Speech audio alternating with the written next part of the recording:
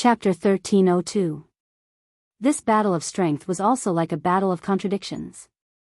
In the water element, the dragon force was the strongest, and in the land element, the elephant force was the strongest. Su Longxiang, the only lucky person in the world who was born in the Vajra realm, was known as Beiliang's sturdiest shield. However, he met Huang Qing of Beimang's 13 prefectures, who was the sharpest spear in Beimang. Huang Qing's sword was only 3 inches out, but it was already magnificent. It was like the sword immortal in the sky had broken a string of prayer beads. Thousands of sword energy beads, big and small, fell on a jade plate and rolled forward. Su Longxiang, on the other hand, used the desert as a drum. With a punch, he attracted the scene of the earth bowl turning over. The sky and earth were turned upside down, and yellow tornadoes broke out of the ground continuously. The green pearls condensed by the sword energy were smashed into pieces in the yellow sand, filling the sky with dust and obscuring one's vision. Although the earth bowl had the unrivaled spirit of pulling up mountains and rivers, each and every one of the pearls guided by the sword aura contained spirituality. Although 8 or 9 out of 10 of them were shattered by the yellow sand tornado, there were still no less than 100 green sword pearls that bypassed the sand column and rushed towards Su Longxiang. Su Longxiang, who had a wooden expression, took a step forward. A fan-shaped sand wall was erected in front of him. The beads crashed into the wall one after another. There was both the brilliance of mutual destruction and the helplessness of hitting a rock with eggs. The green sword energy was flowing chaotically, and the yellow sand was also surging endlessly. When the green robe was about to be destroyed by the pearls, Huang Qing's left hand pressed on the sword, and he floated silently. Huang Qing casually took the sword from his waist and hit Su Longxiang's chest with the sword hilt. The calm disturbance, which was 3 inches out of the sheath, was knocked back into the scabbard after one hit. Su Longxiang was not sent flying. His feet were still rooted to the ground, but his body slid back several feet. The young man bent slightly, forcibly stopping the momentum of his retreat, and instantly began to sprint, smashing his fists toward the green-robed swordsman. With a flick of his wrist, Huang Qing held his sword horizontally in front of him. His left elbow pressed against the scabbard, forcefully resisting Su Longxiang's fists. The 6th most famous sword in the world, Calm Disturbance, let out an ear-piercing roar in the scabbard, and the scabbard trembled violently. Su Longxiang maintained his posture of striking the sword with his fists and continued to run forward, while Huang Qing was pushed back several dozen feet. Huang Qing, whose feet were a foot off the ground, tapped the ground lightly with his thumb. With a smile on his face, he calmly pulled his sword out of its sheath by an inch. Li Gu folded. Su Longxiang was too lazy to care about what kind of sword move, sword intent, and sword momentum this time, and smashed his fists again. 2-inch sword, stacked 2. 3 inches was 3 stacks. Su Longxiang punched the scabbard again and again. Although Huang Qing, who was hovering in the air, never abandoned his sword, he was unable to stop Su Longxiang's charge. However, as the number of punches from Li Gu increased, the distance Huang Qing retreated after each punch from the youth decreased.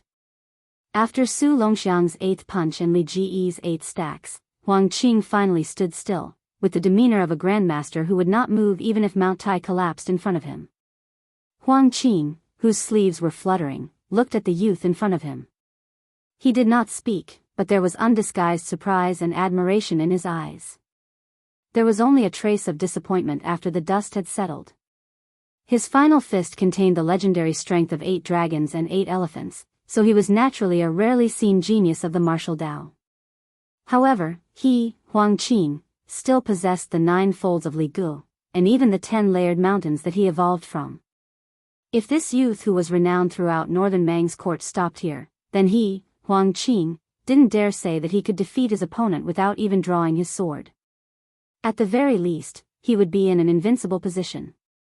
The reason why Huang Qing chose to use Li Gu to fight against Su Longxiang was that he did not have the thought of comparing the youth with Murong Baoding. The latter was a stone Buddha who had been famous for a long time. Huang Qing had once compared notes with the high-ranking imperial relative a few years ago. They did not fight to the death and did not overdo it. When Huang Qing was young, he was determined to use his sword to break the Avidra meditation of the white-robed monk of the two Zen temples and complete the feat that Tuoba Bodhisattva could not. Murong Baoding, who was known to be invincible, was undoubtedly the best test stone for his sword. It was said that the youth in front of him, who had cracked Murong Baoding's golden body in Qingsang City in Liuzhou, was even more so. The expressionless Su Longxiang threw out another punch in a seemingly lukewarm manner. The previous 8 punches were all done step by step, with the strength of the dragon and elephant progressing layer by layer. Huang Qing's Li Gu was nothing more than following the prescribed order, layer by layer. Huang Qing, who originally wanted to use Li Gu, felt his heart skip a beat. He resolutely abandoned Li Ji's 9-layered sword and shouted softly, jumping directly to the 10-layered mountain. Huang Qing, who was surrounded by 6 or 7 green rainbows, not only did not use the 10-layered mountain to block the impact of the 9th punch, but the green rainbows also exploded in the blink of an eye. The calm storm was smashed into an astonishing arc by the 2 punches. Huang Qing retreated again and again until he was 80 feet away before he could stop the decline. The scabbard of the calm storm was finally straightened with great difficulty. Huang Qing was neither angry nor fearful. Instead, he was amazed and gratified. He changed the sword stance from raising his arm horizontally to raising his sword vertically. In the blink of an eye, he took the opportunity to remove the huge remaining force from the sword. Huang Qing's thumb caressed the sword hilt. The scene of the sword energy pouring out into green rainbows was gone. However, the more it was like this, the more oppressive it felt, like a storm was coming. Li Chungang had passed away. Fortunately, there was still the peach blossom sword deity. Before Dong Tai, who went to the sea to visit immortals, returned to the land, he lifted the sea with his sword and flooded the Guanyin sect. Huang Qing had only gone to Liang River Lake once in his life, but he had stopped at northern Liang. He had met the young chief of Wudang Mountain, Li Yufu, once, and quickly returned to northern Mang. During this period of time, it could not be said that they were at each other's throats, nor were they at daggers drawn. Instead, he took the opportunity to admire the spectacular scenery of the 81 peaks. He also watched the peaceful scene of thousands of people practicing their fists in front of the Wudang main palace at Big Lotus Peak in the morning and evening. In the end, Huang Qing did not continue his long journey to the hinterland of the Central Plains. He did not challenge the white-robed monk Li Dangxin, nor did he meet Deng Teia, the new champion of the world's sword art. However, he left in high spirits and returned in high spirits. In addition, he occasionally learned something from his chat with Li Yufu, which was of great benefit to his martial arts cultivation. In terms of the word Dao, Huang Qing admitted that there was no clear winner in his short and amiable conversation with Li Yufu. However, in terms of the word skill, he had a vivid understanding. Su Longxiang did not pursue him. Huang Qing slightly raised the ancient sword in his hand and laughed softly. I am from chess and sword music school. My sword energy is close to Huang Qing's, and my sword is calm. When I was young, I entered the sword art through the way of chess and returned to the way of chess at the age of 30. I thought that returning to the way of sword art in my lifetime would be the end of my martial arts life. Unexpectedly, I found a new way by accident and reached the 3rd realm of the 3 realms of chess player observation in my sect. With this, I created a new sword. I wanted to use this sword to compete with Dong Tai. The young man looked puzzled and whispered, "Just fight. Why are you so meddlesome?" Huang Qing smiled and explained patiently, "You said it was one sword, but it may be 100, 1,000, or even 10,000. To be precise, it should be a game of swords." Su Longxiang did not talk nonsense at all. He directly stepped forward and began to sprint in a straight line toward the chattering middle-aged swordsman. Huang Qing, who was like a scholar meeting a soldier, laughed it off. Then, he looked serious and closed his eyes to absorb the noble qi of heaven and earth. Waves of noble qi filled the space between heaven and earth. It vaguely formed a chessboard, with the famous rivers in the world as the winding chess lines and the huge mountains as the huge chess pieces. It formed a small kiliacosm. If the strength that Huang Qing had shown so far was that his swordsmanship was only at the mysterious level and his will was not at the celestial level, but his mind at the moment reached the level of an immortal on earth. It was no wonder that Huang Qing returned to Bailiang happily after a trip to Beimang. Huang Qing let go of the calm disturbance in his hand, and the ancient sword quickly floated in front of him. The sword was halfway out. Huang Qing's right hand made the shape of lifting and placing chess pieces, and said softly, "Mount Wudong." Top. Top was one of the terms of Go. It was just right to restrain Su Longxiang's seemingly dignified but slightly clumsy chess style. A sword aura was born. Su Longxiang's shoulder crashed into the ethereal aura of the Mount Wudong, in front of him. Huang Qing continued to lift and place chess pieces. The change of the first two pieces was very small. That was why it was called Little Sharp. But the sword aura was vigorous and solid. As the saying goes, there is no evil hand in a small point. Huang Qing's chess moves, or sword moves, were also upright. It was just a normal game of chess. Of course, it was one piece after another. But this game of chess created by Huang Qing was like flying pieces, not following the rules at all. After the small point, it was the tight chi. After the tight chi, it was the elephant step. Then, it was the combination of the seal and suppression. There was also the continuous power of the Thousand Treasure Pavilion. Huang Qing's elegant face glowed with a kind of solemn and dignified brilliance. All the yellow sand that could be blown by the breeze was strangely still at this moment. Only the majestic sword aura was wantonly rampaging. I have an abundant sword aura that is unparalleled in the world. There will be a sword to tell the world. I have been depressed for 40 years. Today, I have to speak my mind. Chapter 1303. The sword chi was like a mountain or an abyss, it was like a river or a river, it was like a fish or a dragon. Within 2 miles of the youth, the sword chi rose and fell one after another. No matter how recklessly Su Longxiang charged, it was difficult for him to get close to Huang Qing and the half-unsheathed calm disturbance. Instead, from time to time, he was hit by the majestic sword chi and staggered back. Before he could stand still, he was hit by the continuous following moves. One side was like a trapped beast fighting, while the other side was motionless. How could a chess piece compete with a chess player outside the game? It was obvious who was better and who was worse. What was more frightening was that Huang Qing's new sword did not weaken after a spurt of energy. On the contrary, the moves became more and more smooth, and the artistic conception of the sword gradually entered a better state. The more Su Longxiang struggled fiercely with his powerful body, the more meticulous and seamless Huang Qing's moves became. It seemed that the sword chi, who was determined to correct the name of Beimang's sword art, was using Su Longxiang as a whetstone. The more indestructible the whetstone was, the sharper the sword edge would be under the sharpening of the two. No matter how shallow and narrow-minded a layman was, he knew that when the half-sword was completely unsheathed, its power would be able to destroy even the bodhisattva of the human world with an indestructible golden body. The young man on the chessboard was hit on the shoulder by a sword chi that was as thick as an arm. His thin and weak body tumbled a few times in the air. After his feet landed on the ground, he still slid 7 or 8 feet away, leaving 2 marks on the sand. However, the yellow sand and dust were suppressed by the sword chi, and it only floated up for an inch before it was suppressed again. One could see the general situation from a small clue. Even if Su Longxiang did not move or trigger Huang Qing's sword chi to launch a counterattack, as long as he was on the chessboard, he was constantly fighting against the sword intent that encompassed 3 miles of area. But even so, Su Longxiang ran tirelessly again and again without showing the slightest sign of fatigue. The so-called infinite strength of the world was extremely suitable for the youth.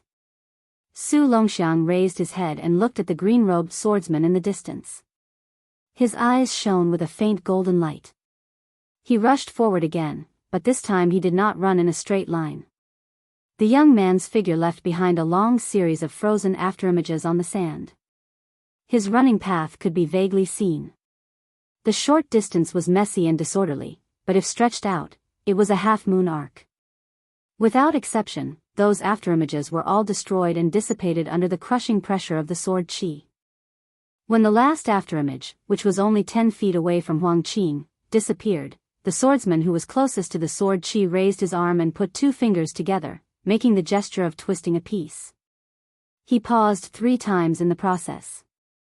With each pause, the sword chi in front of Huang Qing became denser and denser. After 3 consecutive moves, the two of them were in high spirits and showed their sharpness. The chessboard that Huang Qing had set up suddenly became thicker and stronger, as if 3 huge chess pieces had been added to the chessboard. Su Longxiang ran 3 times, each time louder than the last. The last time he knocked away the sword chi, his figure, which had been like a hot knife through butter, showed a trace of stagnation for the first time. Huang Qing smiled slightly and turned his wrist, changing the pressure into a hook. A streak of sword chi broke out of the ground, slanted up and hit a spot in the air. It was like waiting for a rabbit to come out of a tree stump, knocking away Su Longxiang, who had appeared in a flash. There was a saying in Elephant that the earth and earth carried all things. Then Huang Qing's sword was drawn from the earth, seeking the earth in one go. Su Longxiang, who had been knocked into the air, did not have time to react before the sword chi pulled out of the ground smashed into his body. The sword chi was as sharp as an earth dragon or a yellow flood dragon. Even if Su Longxiang was knocked back to the ground, it did not stop. The youth stuck his hands into the ground and his feet against the sand, trying to reduce the distance he retreated. However, the sword chi was so powerful that the youth's body kept exploding with clouds of yellow fog. When a streak of sword chi hit his left shoulder, Su Longxiang's shoulder obviously dropped down, his chest almost touching the ground. When he slapped his left hand and raised his shoulder, he barely blocked the sword chi. The second streak, the third streak, the fourth streak, countless sword chi that grew out of the ground and wrapped in yellow sand came down again. Inch by inch, the youth's body kept sinking down. His 5 fingers formed a hook and supported himself on the ground. The Dechu dynasty once had an overlord who could carry the cauldron. Even if you, Su Longxiang, had great strength, could you bear the weight of heaven and earth? Huang Qing really wanted to see it for himself. Since the original intention of using Su Longxiang to sharpen this new sword had been fulfilled, Huang Qing wanted to use this gifted youth to weigh the weight of the white-robed monk, so as to pave the way for a future battle. Qi was born when one's thoughts moved, and a square inch expanded the heaven and earth. This was Huang Qing's unique way of swordsmanship, which was different from Li Chungang, who was conceited about everything in the world and the sword, and also different from Dong Tai, who reached the extreme of swordsmanship. Only half of the calm disturbance sword was used, but it already had such spirit. It was very likely that Huang Qing had already touched the threshold of the land sword immortal. Qi Xuanzhen of Mount Longhu once joked that Xian Ji was just a bowing slave, celestial phenomenon was just lowering their heads and begging, only land immortals were considered sitting cross-legged. It meant that for celestials, comprehending Xian Ji was just a bowing slave. Ascending to the celestial phenomenon realm was just a fluke and begging for a bit of heaven's secret. Only by becoming a land immortal could one be considered not bowing or lowering their heads. However, it was only sitting cross-legged between heaven and earth, which was still a bit shorter than the heavenly way. It was said that there was once an unknown master who went to the demon-slaying platform to ask Qi Xuanzhen, using his spear to attack his shield. He asked Qi Xuanzhen how he should deal with himself. It was said that great immortal Qi only smiled and replied, "Please allow me, who is sitting cross-legged, to stretch out my leg." He was indeed the reincarnation of ancestor Lu, who had once passed the heavenly gate but did not enter. At the same time, Qi Xuanzhen also said a strange prophecy that was shrouded in clouds and mist: land immortals have differences in life and death, but there is no difference in superiority. No matter whether Huang Qing was standing or sitting, as long as he reached the sword immortal realm where he could use the power of heaven and earth, plus he was not in the 3 sects, he would have the qualification to be called invincible. Chapter 1304. Huang Qing opened his eyes and looked at the young man who was almost lying on the ground. There was some pity in his eyes.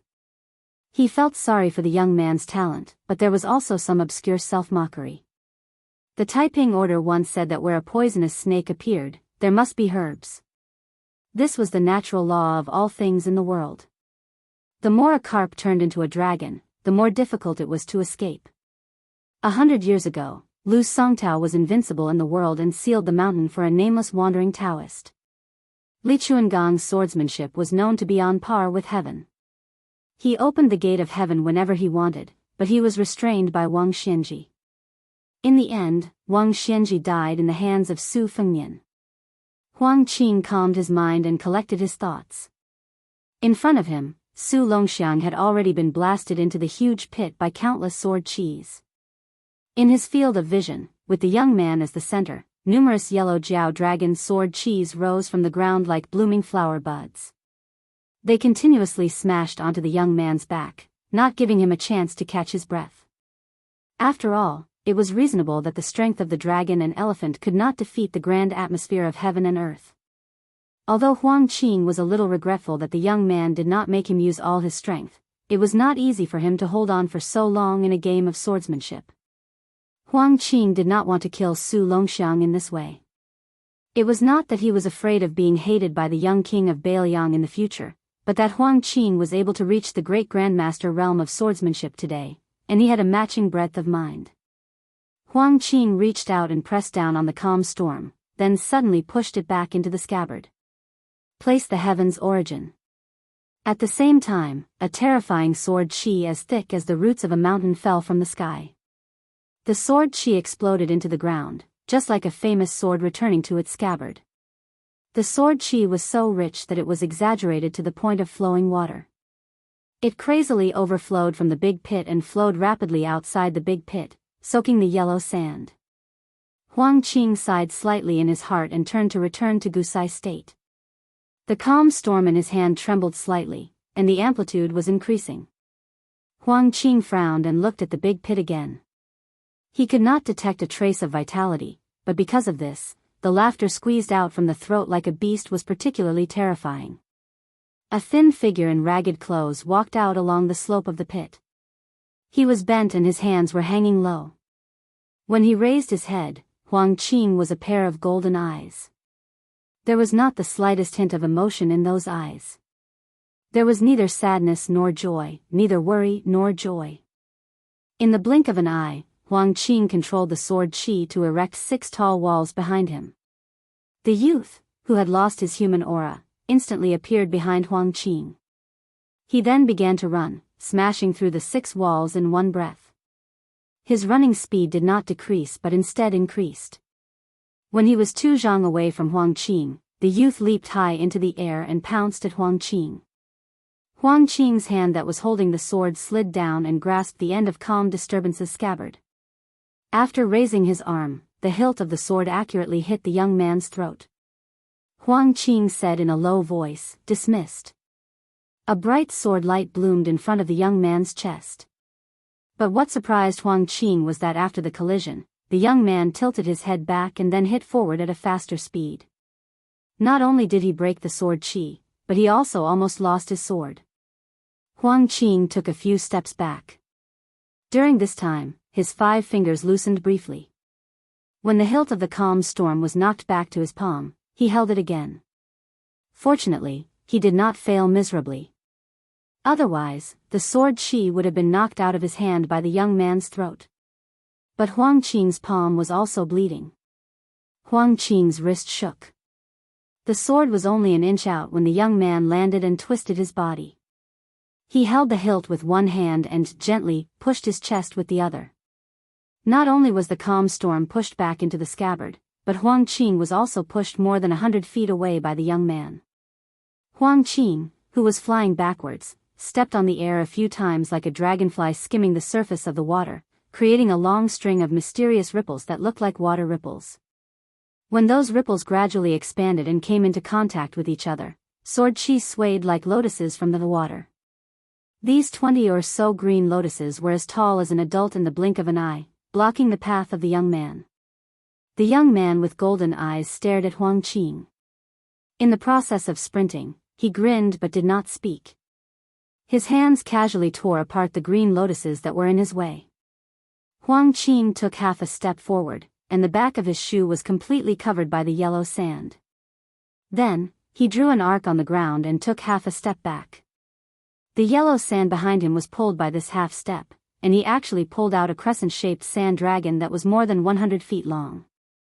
Huang Qing's move was not the sword out of the scabbard, but the scabbard leaving the sword. It was aimed at the young man's heart. Since ancient times, swords had always been shorter and shorter. The Qin sword was more than 22 inches long, while the Dafeng sword was only 19 inches and 6 fun. Later on, the Nine Kingdoms' private sword furnaces aside, the imperial court swords all had different lengths, but they did not exceed the Dafeng sword. However, the Calm Storm, which was one of the most famous swords in the world, was a new weapon that had been forged for less than 20 years. It was as long as the ancient sword of the Qin dynasty, 21 inches and 3 fun. It was to seek the profound meaning of long sword to reach far. This was probably the expectation of the person who gave the sword to Huang Qing. After Huang Qing unsheathed the scabbard instead of the sword, he silently recited, 16 views. The scabbard was 16 inches away from the sword tip. Every inch out, there was a view. One view, one form. 16 wonderful visions appeared in the 16 inches in the air. First, there was an illusory little man in a green robe sitting on the sword tip in Huang Qing's hand. He was facing the west. There was a rising sun, shaped like a hanging drum. When the red sun was seen, it opened and closed its eyes. After the sun view, there was a water view. There was ice-like colored glaze, shining brightly. Next, there was the Vajra 7 Treasures golden pagoda, shining brightly. There were constantly precious trees, precious ponds, and precious lotuses growing. There was the endless music of the heavens, and the fairies' scattered flowers. Most of Huang Qing's sword. One sword gave birth to Buddha. Su Longxiang's heart was struck by this sword, or rather, the scabbard. His body maintained a charging posture, but he suddenly stopped. Huang Qing slowly moved forward and pushed the sword back into the scabbard. Every inch the sword returned to the scabbard, there was a form that dissipated, and the young man took a step back. Huang Qing looked at the young man 16 steps away and sighed softly, I only know that ghosts and gods can protect things, but I don't know that dragons and elephants will turn into ashes. Chapter 1305. To the north of Qingsang City in Liuzhou, Beimang's vanguard had arrived at the ancient Dong Beach. This place was originally one of a series of passes outside the Great Wall built by the Dafeng dynasty when the army was at its peak. It was used to store military supplies and food, and was used to suppress Rongdi when they went out of the pass. However, it had long become a ruined site for traveling scholars to write poems and reminisce about the past. The low city walls that were built with quicksand, loose stones, and red willow reeds in the early years were still faintly visible. The higher trenches on both sides of the city walls had long been shaved off by the sandstorm year after year. Merchants traveling between Beiliang and the western regions could still occasionally pick up some broken arrowheads, broken knives, copper coins and other antiques. Therefore, the ancient Dong Beach was called. General Lu Gui's commander's tent was stationed on the north bank of a small lake in the ancient Dong Beach. Around the commander's tent, in addition to many skilled guards in the army, there were also more than 10 well-known Beimang Jianghu people. In fact, it was not only border commander Lu Gui who had this privilege. Any general at the border would have such a small group of heroes around him, in case of any accident. The war was imminent. If a Beiliang martial arts grandmaster came to take the head of a general in the midst of tens of thousands of soldiers, it would not only make the Liang imperial court laugh at him, but also hurt the morale of the Beimang army. However, Lu Gui was obviously a very special one among the powerful generals of the southern dynasties. Otherwise, he would not have been praised as half of Su Shao by the Empress of Beimang. Therefore, in addition to a large number of personal guards and retainers in the commander's tent, there were also many assassins. In addition, there was a group of more hidden hermits. Everyone had an unworldly aura and lived in seclusion. These strange people with withered faces were Qi watchers. Most of them were from the remnants of the spring and autumn period. In Beimang, they were always superior to the direct descendants of the powerful families. The former abbot of Aquarius State was convicted of killing 2 Qi watchers by mistake and was exiled to an extremely cold place thousands of miles away. After great general Lu Gui led the army to Gudong Beach, there was nothing unusual about him. He ate and slept as usual. Various military orders were passed out of the commander's tent in an orderly manner. He even personally rode to the front line to check on the situation. This made the Qi watchers and expert retainers extremely nervous. They were afraid that the young and naturally aggressive king of Bailiang would suddenly attack the army camp in a rage. No matter how valuable their Qi watchers' lives were, they could not be compared to great General Lu Gui. Who did not know that Lu Gui was one of the best candidates for the commander of the Central Plains campaign in the eyes of the Empress? His position was even far ahead of great General Yang Yuanzhan and the other abbot of the southern dynasties. At this time, Lu Gui was squatting alone by the lake. News of the unusual movements of the dragon elephant cavalry had long reached the commander's tent. A few of his confidants had suggested that they use this opportunity to lead the army down south and flatten Qingsang City, which did not have enough military strength. Lu Gui did not agree. Thinking of the bloodthirsty light that he was all too familiar with in the eyes of those young people, Lu Gui could not help but smile. It was good to be young. They did not even care about life and death. However, it was an old man like him, who could lie down and enjoy a comfortable life, who cherished his life more and more. However, Lu Gui, who had not yet reached the end of his life, cherished his life, but he was not afraid of losing or dying. However, he did not care about Liuzhou, much less a small Qingsang city that did not affect the overall situation. Previously, Fatty Dong had been hiding and making a series of gaudy movements on the border that even his own people could not deceive. Now, he had finally revealed some of his fangs. Even if he had been sent to Liuzhou and was destined to do some shady business that added icing on the cake, Lu Gui was not angry. After all, from the beginning, Lu Gui had his eyes set on a piece of fat meat that was even more tempting than the barren Bailiang. The Central Plains. Lu Gui muttered to himself, "When I was young, I read a line in a book. Riches and honor that do not return to one's hometown is like walking at night. The older I get, the deeper my feelings become." Lu Gui suddenly thought of something and laughed self-mockingly. Back then, when the emperor said that he was half Su Shao, it really had both advantages and disadvantages. The advantages were naturally that his reputation in the southern dynasty army had risen. As for the disadvantages, they were now beginning to show. He heard that the 30,000 dragon elephant cavalry did not even need their commander to say anything. They all spontaneously wanted to chop off their own heads and use them as urinals. Lu Gui subconsciously touched his neck. A few days ago, his old friend had sent him a letter. In the letter, he had ridiculed Yang Yuanzhan for being far less valuable than great General Lu's head. Lu Gui heard a series of urgent shouts behind him. He stood up and turned around to see 3 people jogging over. One of them was the new commander of the Black Fox Shelter, the other was a master from the chess and sword music school, and the leader of the Qi watchers under his command. The last one had a panicked expression. He quickly walked over and whispered, "Great General, we saw a Qi coming from the east. Its target is the commander's tent. If there are no big surprises, it should be the king of Bailiang himself. At the latest, it will take 3 incense sticks to burn." Lu Gui was stunned. He knew very well that Dong Zhuo was about to make a big move in the northern regions of Yuanliang. He smiled and asked, "Has the king of Bailiang gone mad?" Lin Fu said helplessly, "My dear great general, look at the situation. Who cares if Su Fengnian's brain is flooded with water? Let's quickly set up a defensive line. This kind of top-notch martial arts grandmaster can break through a formation by himself. If he is determined to make a move on you, great general, you really can't underestimate him." Lu Gui's expression did not change. However, he was not arrogant enough to wait for the world's most powerful person to come to him.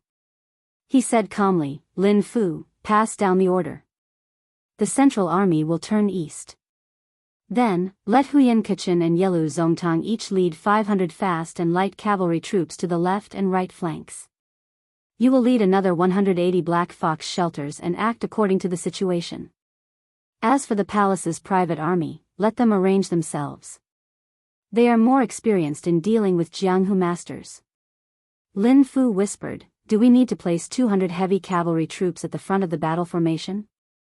Chapter 1306.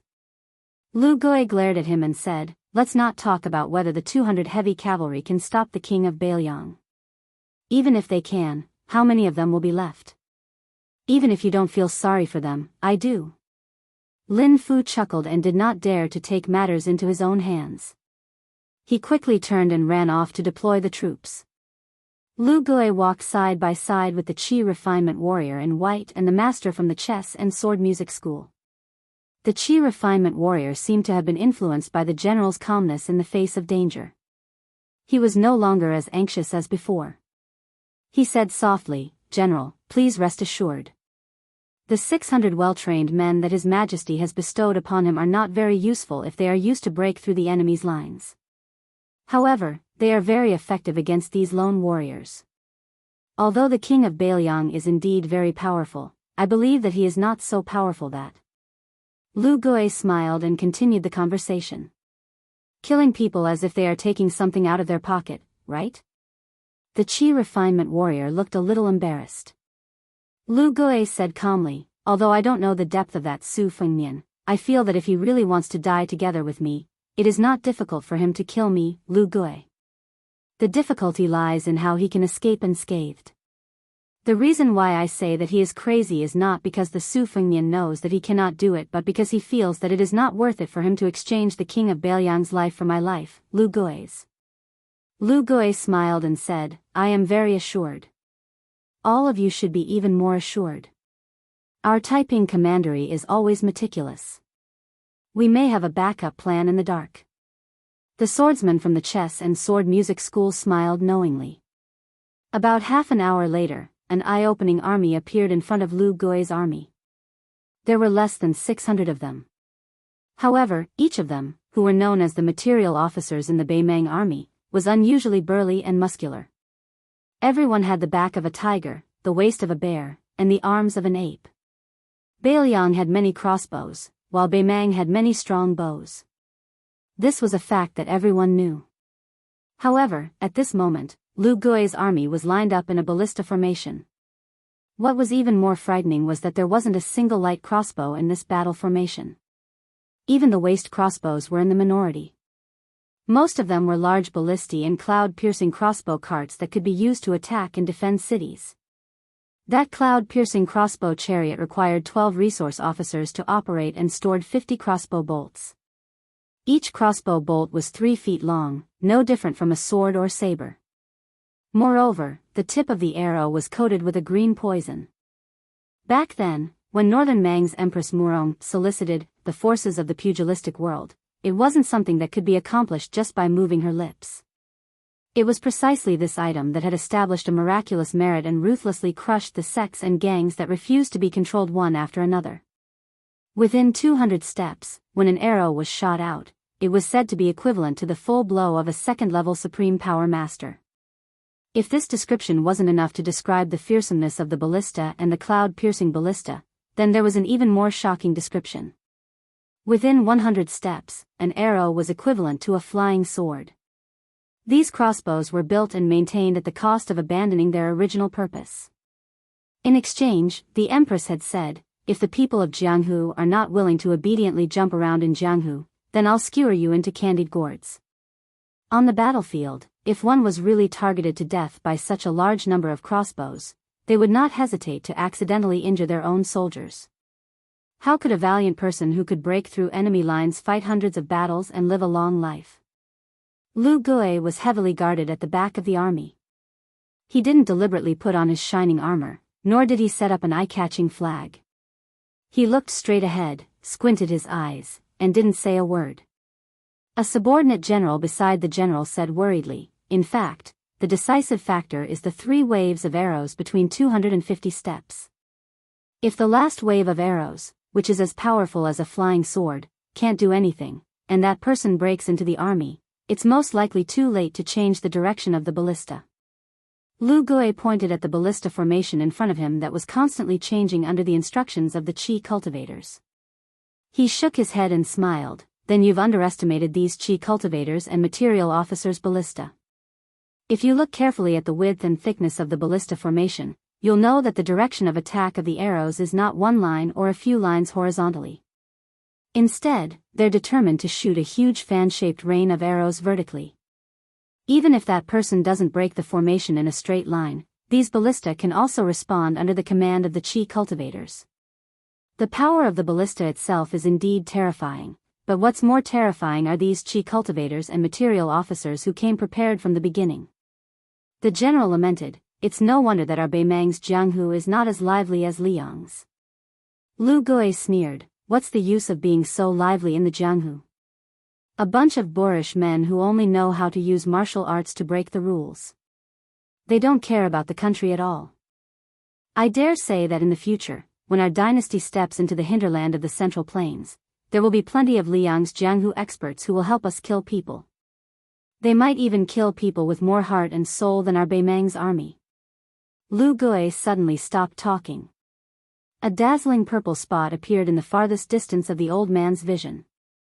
The general beside him gasped and said in a trembling voice, "It's really coming." Lu Gui subconsciously raised his arm to give the order.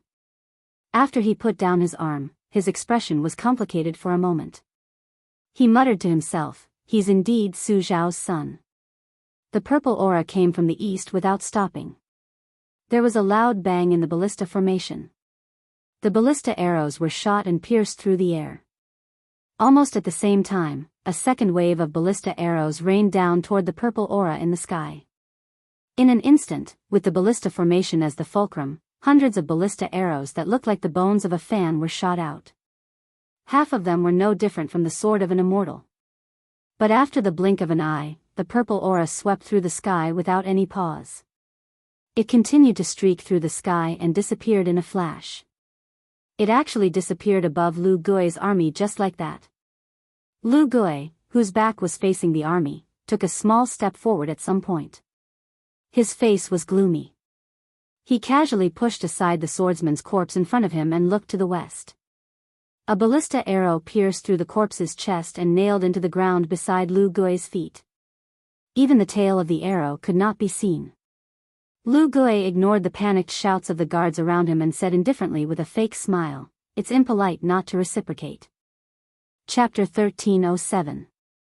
Using the crossbow formation, not only did they fail to stop the Eastern Purple Chi, but it also caused the chess and sword music school's sword master to be killed by a crossbow arrow in order to protect Grand General Lu Gui.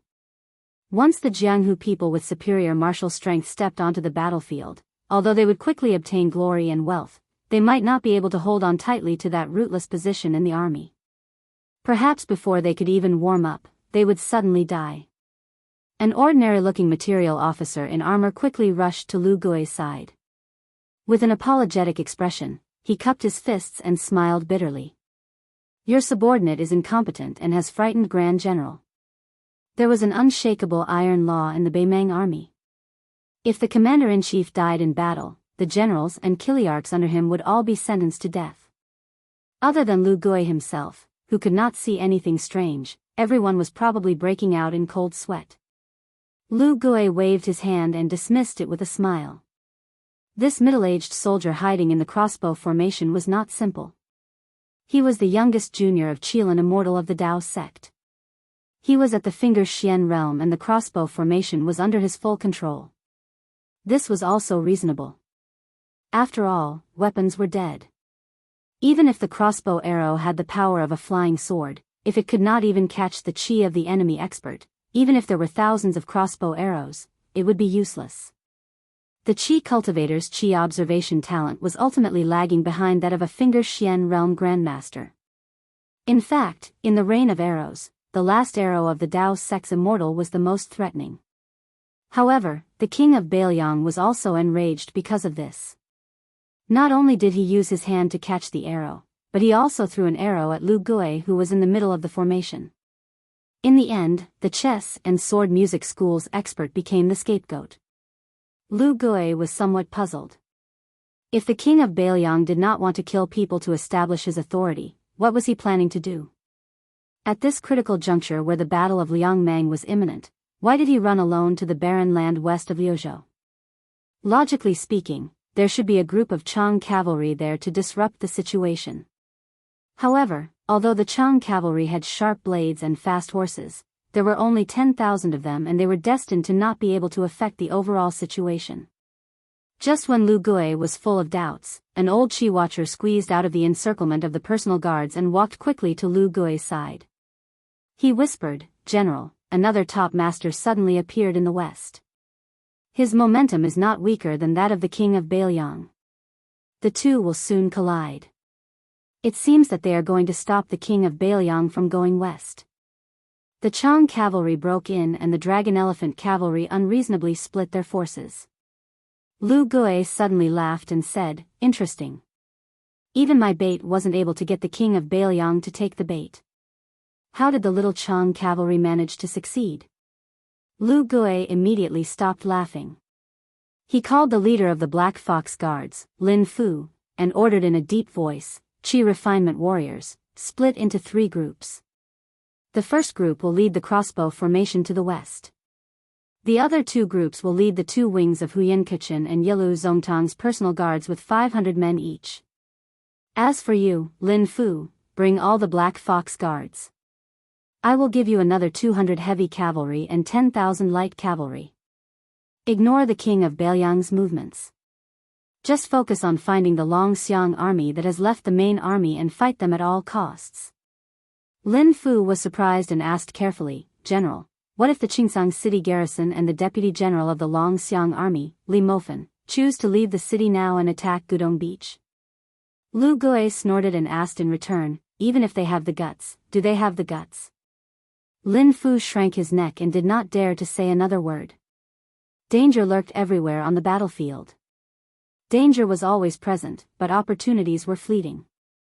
Whether one was a mediocre person who had no achievements or mistakes, or a famous general on the battlefield who could turn the tide, it all depended on the commander's decision. Lu Gui saw that the Dao de sect's Taoist priest, who was young but had an extremely high seniority, seemed to be hesitating. He was probably afraid that he would fall into the trap of luring the tiger away from the mountain. Once he was assassinated by the Bailiang loyalists in Liuzhou, His Majesty would vent his anger on the Dao de sect. The old man laughed softly and said, "Taoist priest, there is no need to waste your time by this old man's side. You won't be able to achieve anything. If we can defeat the Longxiang army this time, I will personally ask His Majesty for a reward." Even though this Daoist whose attire was no different from the head of the materials official was the esteemed state preceptor Yuan Qingshan's junior brother, he was still extremely respectful before Lu Gui. When he heard what was said, his favorable impression of this great general increased by a bit. Northern Mang's nobles and martial artists were mostly condescending. The Daoist inwardly decided that regardless of whether Flo Province's battle was a success or failure, when he returned to the sect, he was going to persuade his senior brothers to place a heavy bet on Lu Gui and not stake everything on the Ruren cavalry's commander Hong Jingyan. Bei Mang's method of annihilating Buddhism was even more ruthless and tragic than Li Yang's. The power of Taoism was like the sun in the midday sky, especially after his senior apprentice brother had transformed into a rainbow and ascended. The Dao de sect's status rose like a boat on a rising tide. It was believed that if he could form a relationship with Lu Gui before he made his mark, Bei Mang would definitely unify the Taoism of the Central Plains when it unified the world in the future. Mount Longhu, which could still be considered the ancestral court of Taoism, would definitely not be able to compete with the Dao de sect, which was close to Lu Gui, for the position of leader. Lu Gui stood where he was and looked at the dust that was gradually rising in the distance. Suddenly, he laughed involuntarily. "It can't be that Bei Mang is finished before our battle has even begun, right? So there's a big battle before a big battle. The order of peace, what a good plan." The purple clouds came from the east and left to the west. A golden bronze figure with a majestic aura like that of a celestial being strode forward. The dust that was kicked up by his feet was even greater than the gallop of 1,000 cavalry. The purple clouds seemed unwilling to be tangled up with this person. Even when they passed by the crossbow formation and Lu Gui's army, the purple clouds did not change their path. The purple clouds shifted their direction slightly, but the golden giant took a step to the side and stomped out a large pit, continuing to block their path. The purple clouds still didn't want to collide with it. Their speed didn't decrease, but their path forward quickly shifted to the side again. The great grandmaster of the chess and sword music school's bronze figure was unforgiving. Once again, he chose to confront the purple clouds head-on. The road faced the sky, but the bronze figure's grandmaster was unwilling to separate from the purple clouds. Nothing could be done more than 3 times. In the blink of an eye, the purple clouds, who no longer deliberately held back, were already within reach of the bronze figure's grandmaster. This was the first time the bronze figure's grandmaster had seen this heaven-shaking young man up close. His entire body flowed with a purple-gold aura, and the date mark between his eyebrows was like an inverted third eye. That pair of ice-cold eyes was somewhat similar to the sex junior Hong Jingyan, who had been born with eyes but failed to see since childhood. Was this the king of Beimang, Su Fengnian? The bronze figure's grandmaster opened his mouth to speak, but no words came out. However, at the same time, his abdomen swelled like a large bell. A palm pushed out horizontally. It seemed to be played down, but its power could split rivers and split mountains. Su Fengnian suddenly accelerated and brushed past him. The yellow sand behind him caved in, forming a 30-meter-long 5-fingered palm print. The bronze figure retreated like rolling thunder. His speed was unexpectedly not inferior to Su Fengnian's. One person swept forward, the other swept backward, and they continued to walk side by side. The bronze figure's grandmaster extended a hand in an attempt to hook Su Fengnian's neck. Su Fengnian raised his elbow to block the golden giant's hook. The two separated upon contact, pulling apart a distance of 3 meters. They still maintained their original advancing posture. The bronze figure's left foot landed on the ground and took root. His right foot spun, and his figure stopped first.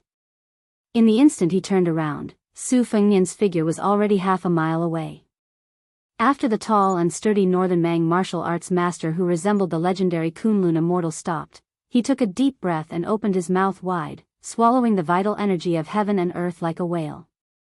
With his majestic body as the center, circles of invisible ripples spread out. The ground shook and cracked, tearing out a pattern like a spider web. The golden giant leaped up, rapidly closing the distance between the two.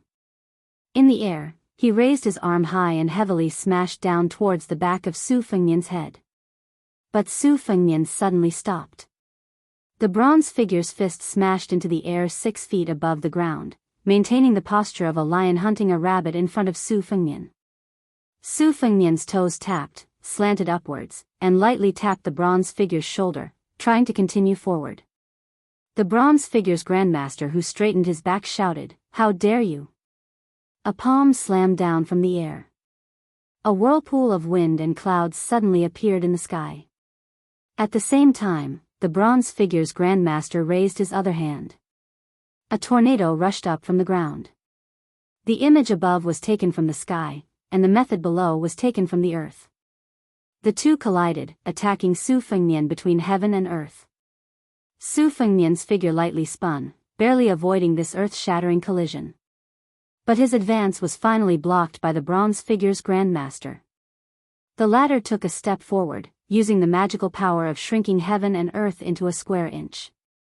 He stretched out his hand and grabbed Su Fengnian's ankle in the air, drawing a semicircle in the air, and fiercely smashed it out. Su Fengnian opened the 5 fingers of his left hand, lightly brushing, and forcibly stopping his body. This was the first time he stood still, facing the bronze figure's grandmaster, who had always been suppressed by Hong Jingyan in the chess and sword music school. The bronze figure's grandmaster sneered, "Want to leave?" Su Fengnian's face was expressionless, not answering. His line of sight directly jumped over the golden giant, looking further west. The bronze figure's grandmaster glanced at the young king of Bailiang's saber at his waist, saying flatly, "It's very difficult if you don't use your saber." This was not a wild boast from the bronze figure's mouth. Others did not know this person's ability, but Su Fengnian knew a little. The Tide Listening Pavilion had a top-secret file, in which there was early contact with the 6-pearl bodhisattva of Mount Lantua. But the hidden strength of the bronze figure's grandmaster was clearly not something that the female bodhisattva could compare to. Not to mention anything else in the file, just 2 phrases were enough to make people afraid. Banished immortal. Heavenly King Dharmakaya. Su Fengnian indeed did not have the confidence to leave this person behind and continue forward. But this did not mean that if Su Fengnian fought without restraint, he would not have a chance to kill him. Su Fengnian took a deep breath, his left thumb gently pressing the hilt of his saber, saying in a low voice, "As you wish." Chapter 1308. It was snowing. It really was snowing. Chen Shiliang, who had risen to the top of the Bailiang bureaucracy as a scholar of the Jiangnan Han clan, stood shoulder to shoulder with the provincial governor of Liuzhou, Yang Guangdou. Together, they gazed at the sky that was white from the snow.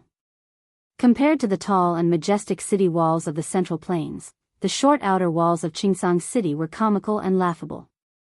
This isolated city was located on the northwest frontier fortress. It was like a delicate woman pushed to the shore of a flooded river, ready to be killed by a wave at any moment. Chen Shiliang reached out to catch the snowflakes that were still sparse and thin. He murmured, "In Great Peace City, those who withdraw from court in the snow are nobles and marquises." Yang Guangdou nodded and smiled. "Yes, we are not the same here. The snow covers the bows and knives, and the armor and heavy knives are heavier. However, the boorish people here can't say anything about nobles and marquises. At most, they can say something about a black hole at the mouth of a well." Chen Shiliang smiled slightly and asked, "I once heard this story in Gangnam-do. It seems to have something to do with the great general?" Yang Guangdou rubbed his hands together. When Prince was still young, His Royal Highness, the great general, brought his family to Tidehark Lake to admire the snow. In the end, His Royal Highness forced him to write a poem. In his desperation, how could the great general write a poem? After scratching his head for a long time, the great general actually managed to come up with one. If I remember correctly, the entire poem was about snowflakes as big as fists and a black hole at the mouth of a well. A yellow dog in white clothes, a white dog. Chen Shiliang smiled and asked, "And then?" Yang Guangdou said helplessly, "The great general clearly couldn't continue. At the time, His Royal Highness chased after him for a long time. However, this absurd scene was often seen on Mount Qingliang. Everyone in the Wang Fu has long gotten used to it." At this point, Yang Guangdou felt a little sad. His voice was hoarse as he said softly, "At that time, the great general's legs were still very nimble. When he ran for his life, he ran as if he was flying." Chen Shiliang exhaled and said with a smile, "Of all the Royal Highness in Liang, only Bailiang dares to be so disgraceful." Yang Guangdou smiled and said, "Isn't that so?" Liu Fan hurriedly walked up to the top of the city wall. As the deputy general of the Longxiang army, he was indeed as unruly and difficult to tame as the rumors said. After entering Lu province, he had never stepped into the provincial governor's mansion, but today, he actually took the initiative to meet the provincial governor, shocking the guards on the city wall. A while ago, the Longxiang army had disobeyed the orders of the Governor-General House and split up their troops to attack. Both the military and the government of Liuzhou were already showing signs of hostility. Yang Guangdou turned to look at Liu Fan and said with a smile, "Oh, rare guest, rare guest. Does Deputy General Li also have the elegance to climb high and admire the snow?" Liu Fan frowned but didn't take offense to the provincial governor's mockery.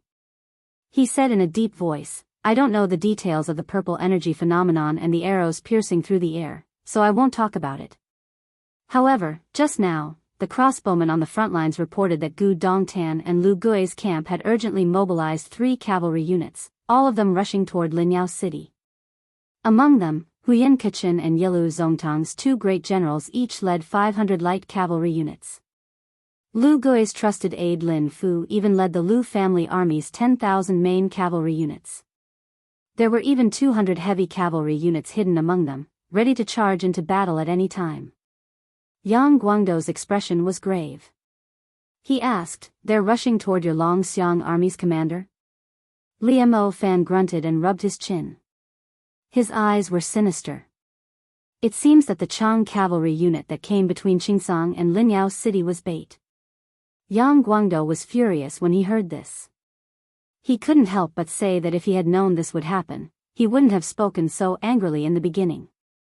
Chen Shiliang, who didn't have a high rank and was temporarily an advisor to the provincial governor, pulled on Yang Guangdo's sleeve and walked forward. He calmly asked, "Generally, let's assume that the young prince's Longxiang army is already facing the 10,000 Chang cavalry. If the Chang cavalry evades the vanguard and intentionally lures the enemy in, will the dragon elephant cavalry be successful in their pursuit?" Liu Fan sneered. "As long as they're caught by our Longxiang army, unless the Chang cavalry choose to turn tail and run, they'll definitely be wiped out in less than 2 hours. Liu Fan reached out and pressed against the wall.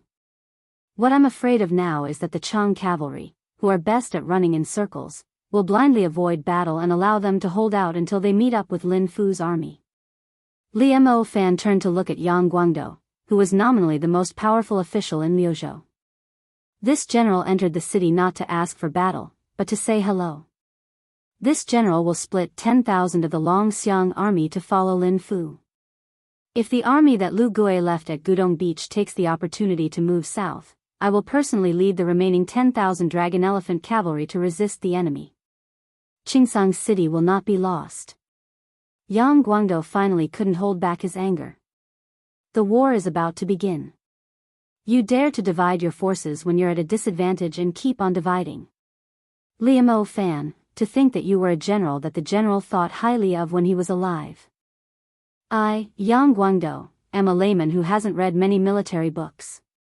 Even I know that this is a taboo. The importance of Flo province lies not only in the fact that our side is defending Azure City to the death to restrain Lu Gui's army, but also in the fact that the 30,000 dragon elephant cavalry is maintaining a posture of being ready to pull back but not unleash it, so as to form a deterrent force to the entire northern Ming southern dynasty. Neither of these two factors can be missing. If either of them is missing, then Liang Mang would have already lost the first great battle. Even if your dragon elephant cavalry is exchanging 1 for 2, even if you, Li Mofan, have accumulated countless battle achievements, Northern Liang King will still cut off your head. You, Liu Fan, deserve to die. Liu Fan's expression was cold as he said stiffly, "Provincial Governor Yang, this general has said that Qingsang City will not be lost. Even if we take a step back and say that the 10,000 dragon elephant cavalry are all gone, as long as the general and Wang Lingbao can return to the vicinity of Qingsang City, Lu Gui will still have to be a coward. Right now, the most important thing is to ensure that the general of the Longxiang army will not meet with any accidents on the battlefield to the east of Linyao." Yang Guangdo took a step forward. "Surnamed Li. The king of Bailiang has promised that I, Yang Guangdo, can do whatever I want in Liuzhou. Do you really think that I don't dare to act first and report later?" Liu Fan's face was full of undisguised disdain. He tilted his head slightly and pointed at his neck. "Why don't you come and try? Old man Yang, with your little ability, do you think you can chop off my head?" Chen Shiliang didn't act as a peacemaker, only looking towards Gu Dongtan's side. He slowly said, "Provincial Governor Sir and General Li aren't wrong, it's just that matters have their priorities. Right now, we might as well plan for the worst." The appearance of the Chang cavalry was a trap set up by Northern Mang from the start. Now, since our dragon elephant army has already taken the bait, moreover, what Northern Mang wants to eat isn't just a few thousand dragon elephant army soldiers, but an even more important target, Commander-in-Chief Su Longxiang. In that case, I feel that the Northern Mang's southern dynasty will definitely activate a relatively sinister backup plan. Who knows, it might even be a small group of Northern Mang's most outstanding martial experts. At the very least, they would be able to fight against the young prince. If Beimang succeeds, this loss will be unbearable for Qingsang City, all of Liuzhou, and even all of Beimang. Chen Shiliang continued, "Since it's like this, I feel that mobilizing 10,000 Longxiang army is not too much. It's not enough. We also need to add all the crossbowmen we can use, as well as the white horse soldiers in the city. If possible, even the loyalists and spies hidden in Qingsang City should rush out of the city." Liu Fan nodded. Yang Guangdo also remained silent. Chen Shiliang turned his head and looked at Liu Fan. "Generally, I don't want you to make any military pledge, nor do I want to hear some grand speech about being defeated. Right now, I only want to ask you one thing. You only have 10,000 dragon elephant cavalry. Once Lu Gui's army resolutely charges south, can you guarantee that Qingsang City will last until the 20,000 Longxiang army returns? Li Mo Fan's eyes were abnormally resolute. He said in a low voice, I can. Li Mo Fan smiled. He patted the Bailiang war blade at his waist and pointed outside the city with his other hand. Qin Shiliang, it's fine if you don't trust me, Li Mo Fan, but please trust this cold blade of mine. If one isn't enough, there are 10,000 outside the city. Qin Shiliang nodded. Li Mo Fan turned around and strode away. Qin Shiliang suddenly turned to the back of this Bailiang frontier army general and said, Generally, the Longxiang army soldiers are Bailiang people, and so are the people of Liuzhou. I never thought so before, but from now on, I will remember it. After saying this, the general with his back to the two civil officials suddenly raised his hand and gave a thumbs up. Chapter 1309. Most of Huang Qing's sword, 16 Buddhas. Calming disturbance returned to its scabbard and Huang Qing held the sword in a reverse grip. A bloody hole appeared on the young man who was hit in the chest by the end of the scabbard. Although his bones were not exposed, his heart and lungs had been injured by the sword qi. Even Huang Qing, whose qi was as long as a river, needed to breathe in and out several times to calm the crazy and chaotic qi in his body after using this move. All moves in the martial Tao emphasized upon opening acupoints in one go, and they pursued the realm of advancing courageously with the guidance of one's will. But Huang Qing's 16 views were extremely strange. After the qi was formed in one go, it forcefully closed the door at the 16 acupoints, causing the torrent of qi to strike the dam 16 times in succession, and it relied on this to achieve momentum. 16 views, one view and one pause, in line with the Buddhist scriptures, one step one lotus. Although the sword succeeded, Huang Qing still had some regrets in his heart. It was said that the king of Bailiang spared no effort to help Su Longxiang, his younger brother, recreate a red talisman armor. Huang Qing hoped that the young man who was fighting against him would wear the armor that was said to be as solid as a city. Suddenly, Huang Qing, who was known for his heart as still as water in Beimang, laughed at an inappropriate time because the scene in front of him made him feel even more absurd.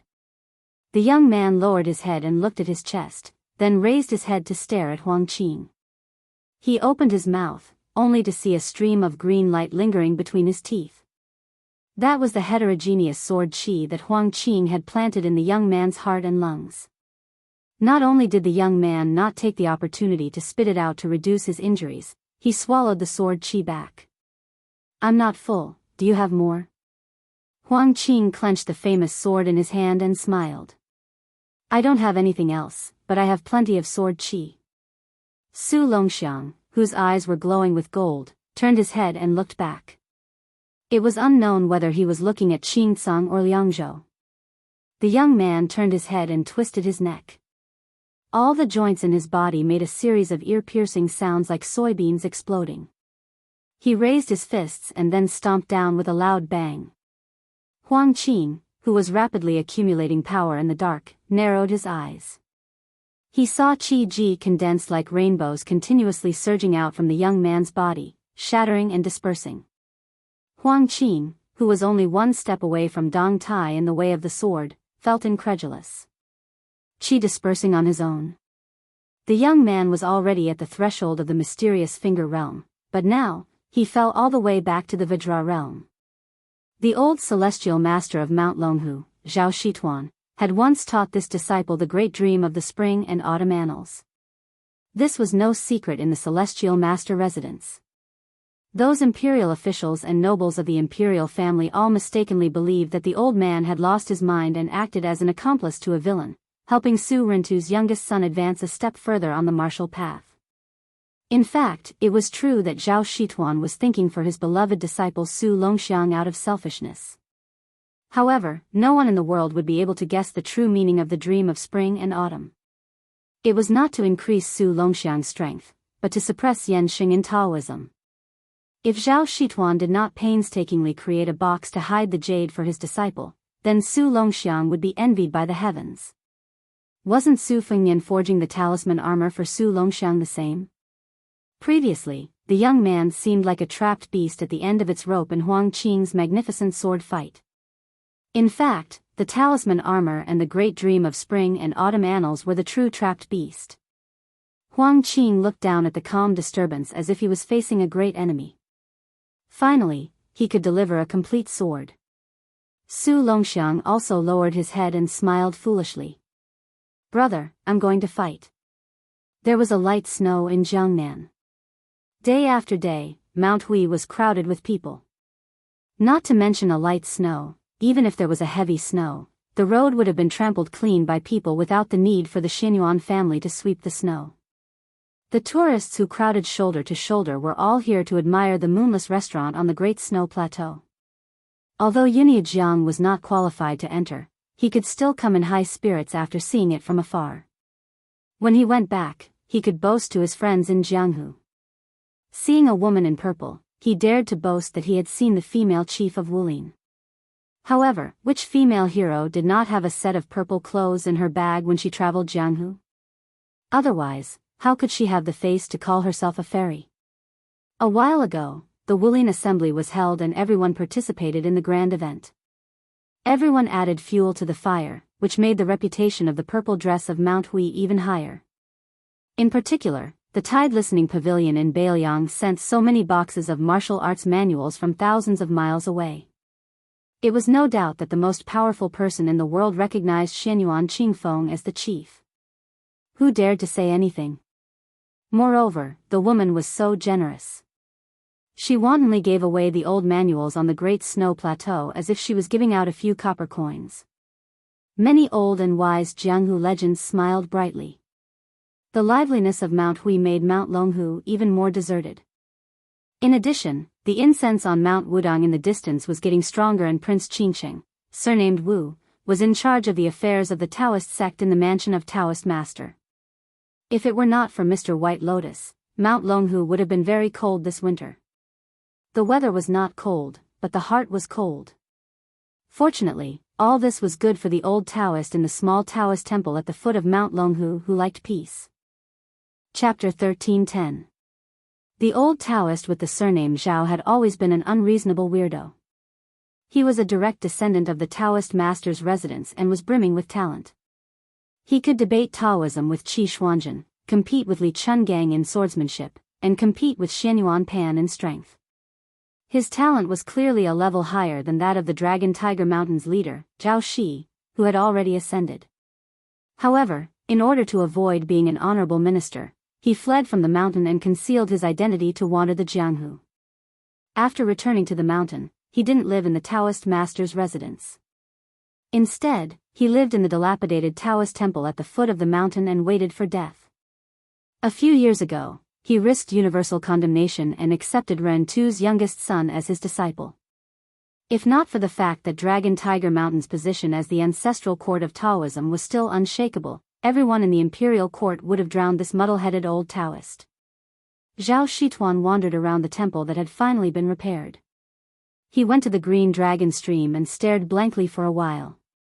He seemed to have remembered something and ran to tighten the rope of the bamboo raft. Then, he squatted down and looked at the stream. It was very bleak. After getting up, he shook his robe and returned to the temple. He went to the boy's room and sat by the bed for a while. After sitting for a long time, he still didn't know what to do. He really had nothing to do, so he went to sit by the well. He once lied to his disciple that the well led to Beiliang and was connected to his home. In the end, this idiot would throw hawthorns into the well every time there were hawthorns to pick. He couldn't bear to eat them and gave them to his older brother. As her master, even if he wanted to steal a few to try, it would be absolutely impossible. Zhao Shituan sat by the well and was lost in thought. Of course, the old Taoist didn't like Ren Tu, who almost trampled Dragon Tiger Mountain, but this didn't stop him from liking Ren Tu's two sons. His disciple, Huang Man was not much different from the old Taoist master's son in his later years. His impression of His Royal Highness had never been bad. The first time he went to Beiliang Palace, he fought with that cunning little fox. It was very interesting, but he didn't hate her. What he really liked was when the young crown prince came to Mount Longhu and bowed to him solemnly. In this world, there was a great number of aristocratic families, and there was no shortage of daughters of aristocratic families. The more successful a person's life was, the harder it was for them to feel guilty and grateful. They would never be willing to say sorry or thank someone. Compared to casually throwing away 1,000 pieces of gold, the former was much more difficult. Weren't the juniors of the Celestial Master Mansion on the mountain the same? Relying on the height that his parents had earned, he had lived on the mountain since he was young. How could he know how difficult it was to make a living at the foot of the mountain? Little did they know that all the high positions, including that dragon throne, and every ancestor who founded the family business, were all bumpkins without exception. The old Taoist sighed. All of a sudden, the old man's eyelids began to tremble, and his heart trembled violently. The old man's expression changed greatly. He quickly pinched his fingers, and his face became paler and paler. He suddenly got up and sat back down. Zhao Shituan, who was deceiving himself, shouted angrily at the well, "Su Fengmian, if you can't protect Huang Man, this time, I'll curse in front of your house for as long as I can live in this life." The old Taoist cursed and laughed inexplicably. In his laughter, there was some sadness of not being able to reach the top in his life and letting down his ancestors' expectations, and also some inexplicable open-mindedness. Zhao Shituan slowly stood up and walked to his house. In the west capital of the southern dynasties, there was a small hidden building with a huge vat in which a flood dragon hibernated. The hermits in the building, who were used to seeing the most bizarre things in the world, were in an uproar. Soon, the old woman and the royal preceptor of Beimang were alerted and rushed to the small building. In the old woman's sight, in the position of the Bailiang territory in the vat, the surface of the water that was as flat as a mirror, seemed to have been cut by a sharp weapon for a long time. After the initial shock, the old woman's lips curled into a sneer. Catching 2 fish with 1 hook. The old woman stared at the surface of the water and asked softly, "Other than the Sword Chi and the Copper Man Grandmaster, can you transfer some experts over? Those who are slightly weaker can also do it." The Imperial Order of Peace shook his head and said regretfully, "Impossible. Hong Jingyan, who is the closest, can't make it in time. As for those who are weaker, it's useless even if 10 or 20 of them go. Besides, the Southern Dynasty's border can't be transferred. Most of them are already by the king of the Southern Courtyard." The old woman asked, "Is there a possibility of going for wool and coming home shorn?" The Imperial Order of Peace said indifferently, "It's very difficult for the Copper Man to completely stop Su Fengmian. However, it shouldn't be difficult to delay his footsteps and buy time for Huang Qing to force Su Longxiang to suffer the wrath of heaven. All the Qi refinement warriors of the southern dynasties are ready. When the time comes, they will add fuel to the fire." The old woman nodded. That was enough. The old woman suddenly took a step back, but quickly took that step back. In the vat, something broke the surface of the water. The dragon raises its head. It stared at that line. He saw Jiangnan and snow again. An old Taoist began to climb the mountain and walked towards the Celestial Master residence. The old man found a yellow-purple Taoist robe that he had not worn for too many years from the bottom of the box. He even combed his hair and beard, causing countless juniors of the Celestial Master residence to look at him as if they had seen a ghost in broad daylight. The old Taoist walked towards the ancestral hall and bowed to all the portraits of the ancestral masters hanging on the wall. After walking out of the ancestral hall, this old Taoist of the Hope generation of Mount Longhu arrived at the top of the mountain. In the wind and snow, the old man sat cross-legged and laughed softly. "It's said that there's a knife on the battlefield and there's no need to be afraid of dying on the back of a horse. There's wine in the pugilistic world and there's no need to be afraid of dying drunk. I've never dared to kill anyone. I can't even drink enough wine. I've never lived a heroic life. In the end, I'm going to die like this." The old Taoist seemed to be talking to the world as he said loudly, "Enjoy yourself." The old man stretched out his finger and pierced his eyes. Then, the yellow-purple Taoist raised his right index finger that was dripping with blood and drew a mark between his eyebrows. It was like opening the heavenly eye. The old man lowered his arms and gently placed them on his knees.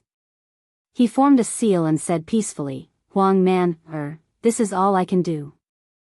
I can't learn how to open the heavenly gate. I can't even open the heavenly eye. If I still can't block the heavenly tribulation for you, don't blame me." The world envied longevity, and Taoists cultivated tranquility. At the last moment of his life, the old man remembered his disciples snoring in the Taoist temple at the foot of the mountain a few years ago. It wasn't tranquil at all, but it was what the old man missed the most.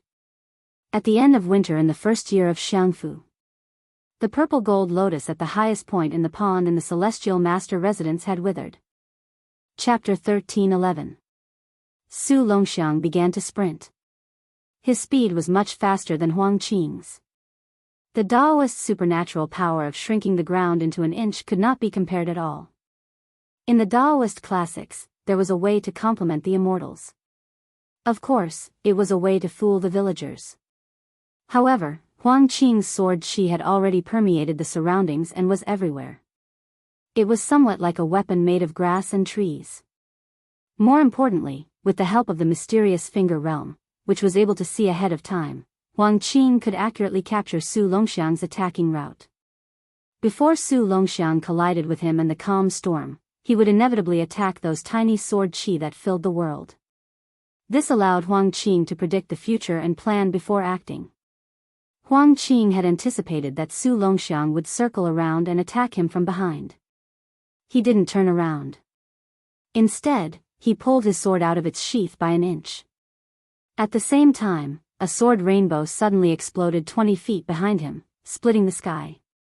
However, the expected scene did not appear. Su Longxiang did not arrive as expected, so Huang Qing's first strike had lost its meaning. What was worse was that Huang Qing had already begun to set up a follow-up attack for the youth to knock away the sword qi green rainbow after making the first move. In a battle of life and death between top martial arts grandmasters, the slightest difference was enough to make a difference of 1,000 miles. As expected, Su Longxiang, who deliberately paused for a moment, finally appeared beside Huang Qing like a ghost and then collided with him. Huang Qing's qi that was flowing like a waterfall was forcibly shifted to several major acupoints and flowed like a river. Although the calm storm did not have time to be unsheathed, Huang Qing held the sheath in his hand and swept out. A sword aura drew an arc and split the world in a fan shape with a majestic momentum. In the world of martial arts, only speed was invincible. Su Longxiang did not retreat to avoid the sword aura. Instead, he lowered his head and bent his waist with terrifying speed and continued to rush forward. With a fierce shoulder strike, he directly knocked Huang Qing far away. Su Longxiang ran straight on the ground. Almost instantly, he reached out and grabbed Huang Qing's ankle and pulled down hard. Not only did he pull Huang Qing's body to the ground, but he also directly tore apart Huang Qing's qi that was just about to circulate. Huang Qing crashed into the ground and Su Longxiang kicked him fiercely. Huang Qing had no choice but to use his arm to block the kick, and his body was kicked into the air again.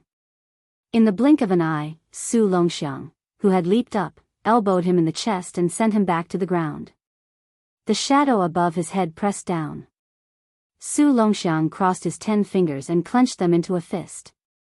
If this fist landed squarely on him, not to mention the sword qi that was close to yellow, perhaps even the Murong cauldron that was indestructible would become a broken cauldron. Huang Qing's back hit the ground, facing the rapidly falling Su Longxiang from the sky. The hilt of Calm Wind's sword was pressed against the sand, and the scabbard was pointed at the sky, pointing directly at the unforgiving and deranged youth. He left his sword in its scabbard. The scabbard stabbed towards Su Longxiang. The famous sword Calm the Storm was unsheathed for the first time in this way. Su Longxiang's fists smashed onto the scabbard, knocking it to the side. His body only paused for a moment, and then he continued to smash downwards.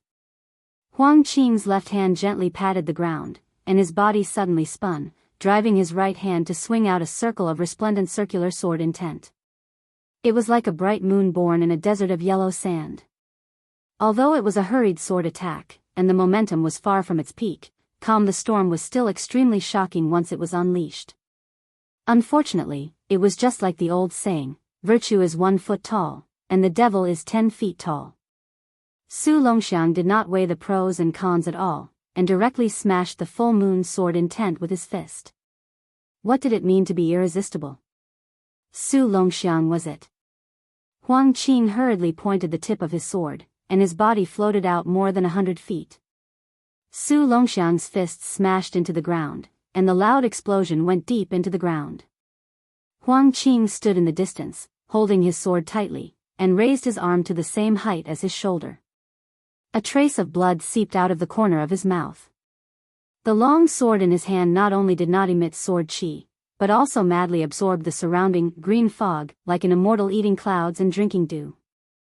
As the storm was completely unsheathed, and especially after it made a whale-like motion, the sword qi that was originally invisible to the naked eye quickly condensed around Huang Qing and Su Longxiang, like fireflies in the summer night sky, and flew into the tip of the long sword. Huang Qing's name was that the sword qi was close. What was sword qi close?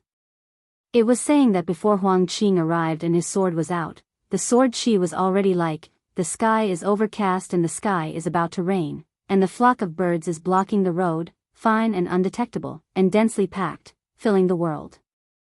Huang Qing held the sword in one hand, and the other hand behind his back. He raised his head to look at the sky where some dark clouds were floating over, and then retracted his gaze to look at the young man who was slowly standing up in the pit. Huang Qing said softly, "People live for a lifetime, and every step they take leaves a trace in the world. It's just that most people's footsteps leave no trace. The wind blows the yellow sand, the snow covers the path, and the water rushes the stone steps. I, Huang Qing, am no exception, but the sword in my hand is different." With every word Huang Qing said, calm the storm, was stacked near the long sword in his hand, up, down, left, and right. Layer upon layer, motionless like a mountain. Soon, nearly 300 identical, calm the storm, were stacked in front of him.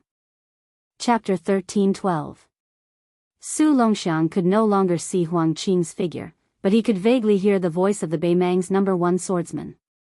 There have been 2 generations of swordsmen in Jianghu in the past 100 years. Li Chungang is known for his high-spirited spirit. His sword opened the gate of heaven, and he summoned the azure dragon with a wave of his sleeve. Dong Tai is known for his swift sword, and his sharpness is the best in the sword forest. Huang Qing doesn't want to walk on their path. The calm storm in his hand only asks for 2 words. Don't move. Between Huang Qing and Su Longxiang, a towering sword mountain appeared. And this sword mountain was still expanding, pushing towards Su Longxiang. Instead of retreating, Su Longxiang advanced. With a single collision, he broke dozens of long swords of different heights that were blocking his way. After he was stopped in his tracks, he pulled with both hands and tore apart dozens of calm disturbance. No matter how Su Longxiang rushed forward and used brute force to break those long swords, in the next moment, there would always be a new sword to replace the original position. The young man who was blocked by the sword mountain and sword wall was obviously angry. He retreated and pulled a distance away from the sword mountain. Only then did he launch a swift and violent charge. With one collision, he smashed no less than 100 calm disturbance swords. His whole body crashed into the sword mountain and sunk into the mountain's belly. But in the next moment, the sword mountain began to grow on its own. Not only did its momentum not weaken, but it also forced the youth to retreat. Even if the youth stepped on the ground and tried to use his shoulders to push the mountain forward, his feet still slid backward step by step. The youth simply used his head to push against the sword wall, and then used his hands to support it. The youth, who was leaning, roared and pushed forward with all his strength. It was like a wooden wall. The whole sword mountain seemed to tremble slightly, buzzing, and the swords hummed like a swarm of mosquitoes. But the sword mountain, whose thickness was stopped and whose height was still overlapping, still pushed forward slowly with its steadily rising momentum. The youth's forehead was already dripping with blood, and his palms were a bloody mess. The boots on his feet were also trampled through. The youth suddenly turned around, opened his arms, and carried the sword mountain with his not broad back. The sword wall finally stopped. In the sky higher than the giant sword mountain, dark clouds covered the sky, and there were faint flashes of lightning and thunder. The young man's pupils gradually shrank until they completely disappeared.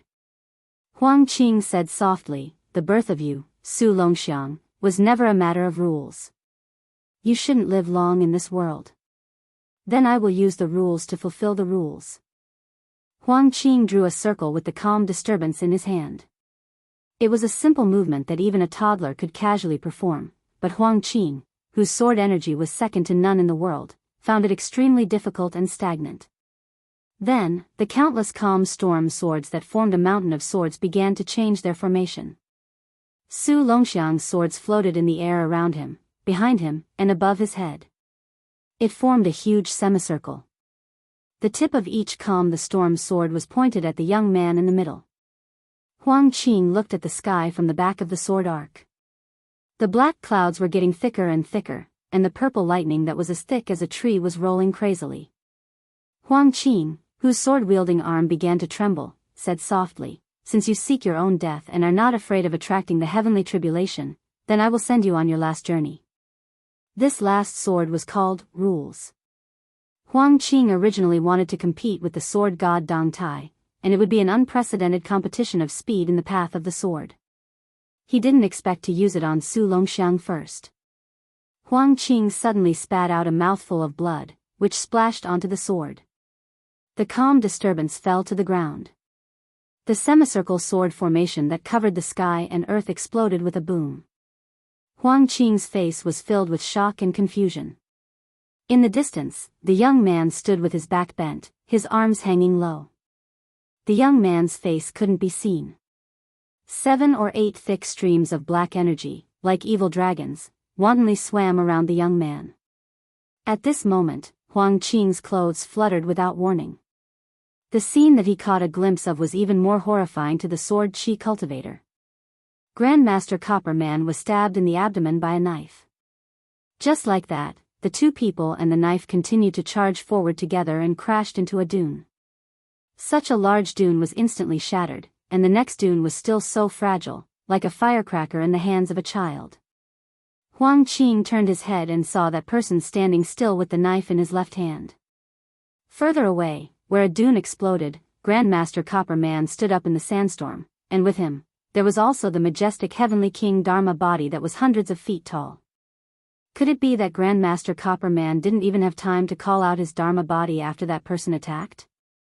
That king of Bailiang, Su Fengnian, came just like that? In addition to being shocked, Huang Qing, who caught a glimpse of the strange phenomenon in the sky from the corner of his eye, also breathed a sigh of relief. Even if Su Fengnian came so quickly, it was still too late. The Great Tribulation had arrived. The 7 heavenly thunders were about to fall. One after another, even if you are an immortal on earth, so what? There was a rumbling sound. A bolt of purple heavenly thunder smashed towards Su Longxiang. Su Fengnian ignored Grandmaster Copper Man and the sword energy approaching, and went straight for the rolling heavenly thunder, swinging his knife. It was exactly the same as the azure dragon sleeve of the sheepskin old man back then. It directly shattered that bolt of heavenly thunder. Huang Qing was dumbfounded. Were these two brothers always so unreasonable when they did things? That was the great thunder that symbolized the heavenly tribulation. Did Su Fengnian really want to take on all 7 heavenly thunders alone? Back then, the immortal Qi Xuanjun withstood the heavenly tribulation on the demon-slaying platform, but he only withstood 6 purple thunders. Su Fengnian stood beside Su Longxiang, reached out and pressed his hand on his brother's head, and said softly, "Huang Man, father is gone, but as long as brother is still here, even if the sky falls, it won't be your turn to carry it." Chapter 13:13. Huang Qing believed that with Su Fengnian's strength, it would not be difficult for him to break through a thunderbolt, but he definitely did not believe that Su Fengnian could take the punishment on behalf of others. This was just like in the imperial court, when the Beimang Empress wanted someone to die in anger, even if you were Tuoba Bodhisattva with unparalleled martial arts and outstanding military achievements, you could not stop the Empress's decision. This had nothing to do with the level of cultivation, the cycle of heaven had its own rules.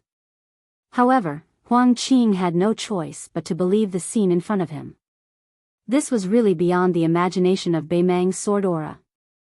After the Bronze Man Grandmaster brought out his majestic Heavenly King Dharma body, his Dharma body was towering, overlooking all living things. His head was level with the black clouds, while his body walked near Huang Qing. The knife in his chest pierced through his body, but there was no blood flowing. This deeply hidden banished immortal calmly explained, this person predicted that Su Longxiang would definitely have a day when he would break through the realm, so he had already foreshadowed it. However, I don't know what kind of secret technique he used to transfer Su Longxiang's fate to himself. This kind of technique is reversed and will only attract more punishment from heaven. Huang Qing was enlightened and sighed. Most likely it was the red armor that saw the light of day again. Otherwise, with Su Longxiang's physique, if he added an armor to increase his battle power, it would be no different from drawing legs on a snake. Originally, I thought it was the Yanxing supernatural power of the Taoist ancestral court Longhu Mountain, which was used to suppress Su Longxiang's advancement. Now it seems that I still underestimated Su Fengnian's scheming. Huang Qing had previously heard that Wudang Mountain's ancestor Lu had the cup emptying the sea technique. If I'm not wrong, that armor is the cup to transfer Su Longxiang's fate. The Bronze Man Grandmaster, whose aura had skyrocketed, thought for a moment and nodded, most likely. This Grandmaster did not expect that the young man would attack with a knife in his left hand, directly knocking him into this battlefield. This knife was not sloppy, and was mixed with a mysterious technique similar to a nameless Taoist who suppressed the demon Lu Songtao 100 years ago. Even the Bronze Man Grandmaster could only retreat again and again, powerless to resist.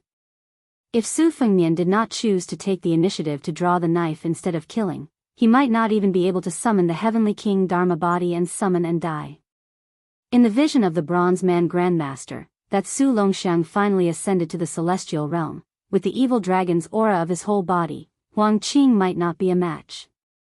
His Dharma might not be able to subdue him. Grandmaster Copper Man said indifferently, Huang Qing, you withdraw for the time being. The heavenly tribulation is about to descend. There's no need for us to be dragged down and destroyed together. Huang Qing said to Huang, of course, he, Huang's, twos, and Huang to say, he. How could he not know whether or not the crazed Su Longxiang could withstand the heavenly tribulation, but if Su Longxiang wanted to free up his hands, it would be more than enough to make Huang Qing suffer. Huang Qing lowered his head to look at the famed sword, calmed the storm, and spat out a mouthful of turbid air. A determined smile appeared on his face as he looked forward, clenching his sword and taking a step forward. Sailing against the current, if you don't advance, you will fall back. Perhaps today is the opportunity for Huang Qing to step into the sword immortal realm. The Bronze Man Grandmaster said softly, my intuition tells me that today's matter will be full of twists and turns. It's good that you don't retreat. Help me keep an eye on those two brothers. I want to add some boiling water to the furnace above my head, completely cutting off Su Longxiang's chance of survival. As the Bronze Man Grandmaster beside Huang Qing slowly raised his hand, the Heavenly King Dharma body that stood tall also raised its arms. It suddenly put its palms together, exploding out rings of golden ripples, lingering in the air. Something seemed to be born in the palm of its hand. Huang Qing held his sword in front of him and began to accumulate power. Another strange scene appeared in the distance.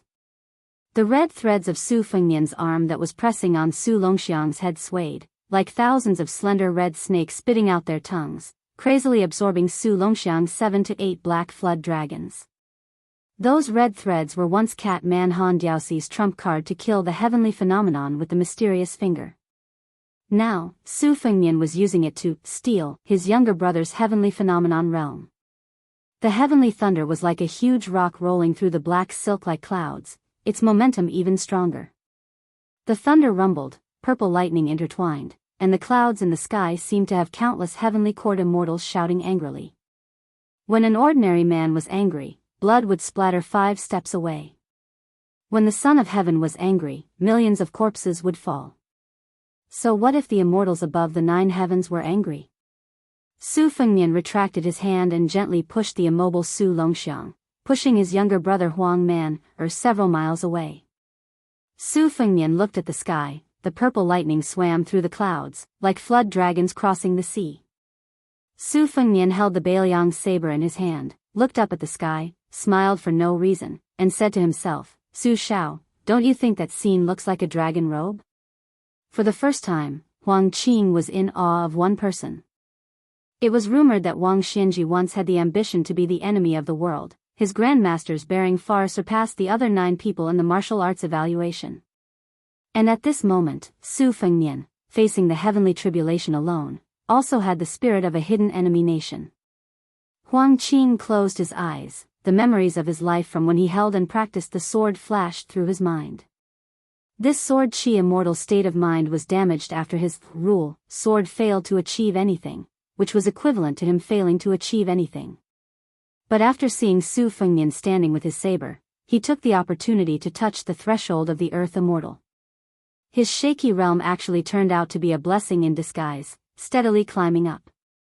Huang Qing opened his eyes, his expression solemn. "Just wait for me, Huang Qing, to comprehend a new sword by watching the lightning fall, then I'll use my newly comprehended sword immortal to toast you, King of Bailiang." Lightning and thunder roared, as if a hole had exploded in the sky. The second purple lightning fell with a loud bang. It did not fall directly on Su Fengnian's head, but landed dozens of meters in front of the young king of Bailiang, then turned and shot toward him. Its momentum was like the charge of 10,000 iron cavalry. Su Fengnian slightly squatted, 2 fingers of his right hand closed together, and the tip of the saber in his left hand pointed directly at the purple lightning. Su Fengnian said in a low voice, "River breaking." The purple lightning crashed toward him like a monstrous flood, and Su Fengnian cut it with his saber.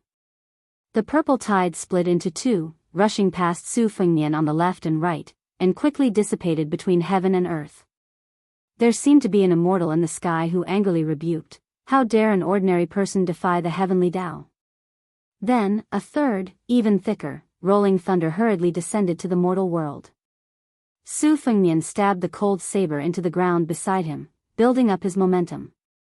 He stepped out, raised his hands, and drew a semicircle. Shaking Kunlun with a raise of hand, he forcibly lifted the purple lightning with a palm. The sky, clouds, and purple lightning stepped down together, and the earth stepped down as well. Su Fengnian stood at the bottom of a pit that was dozens of feet deep. In Huang Qing's eyes, the purple lightning dazzled and exploded, scattering on the ground like a broken water tank. When Su Fengnian picked up the Bailiang saber again and walked out of the huge pit. After the 4th, incomparably magnificent purple lightning broke through the bottom layer of the sea of clouds, it suddenly sputtered into millions of purple lightning bolts no thicker than an arm, chaotically stabbing towards Su Fengnian. The net of heaven has a long arm. Enemies on all sides, thunder in all directions.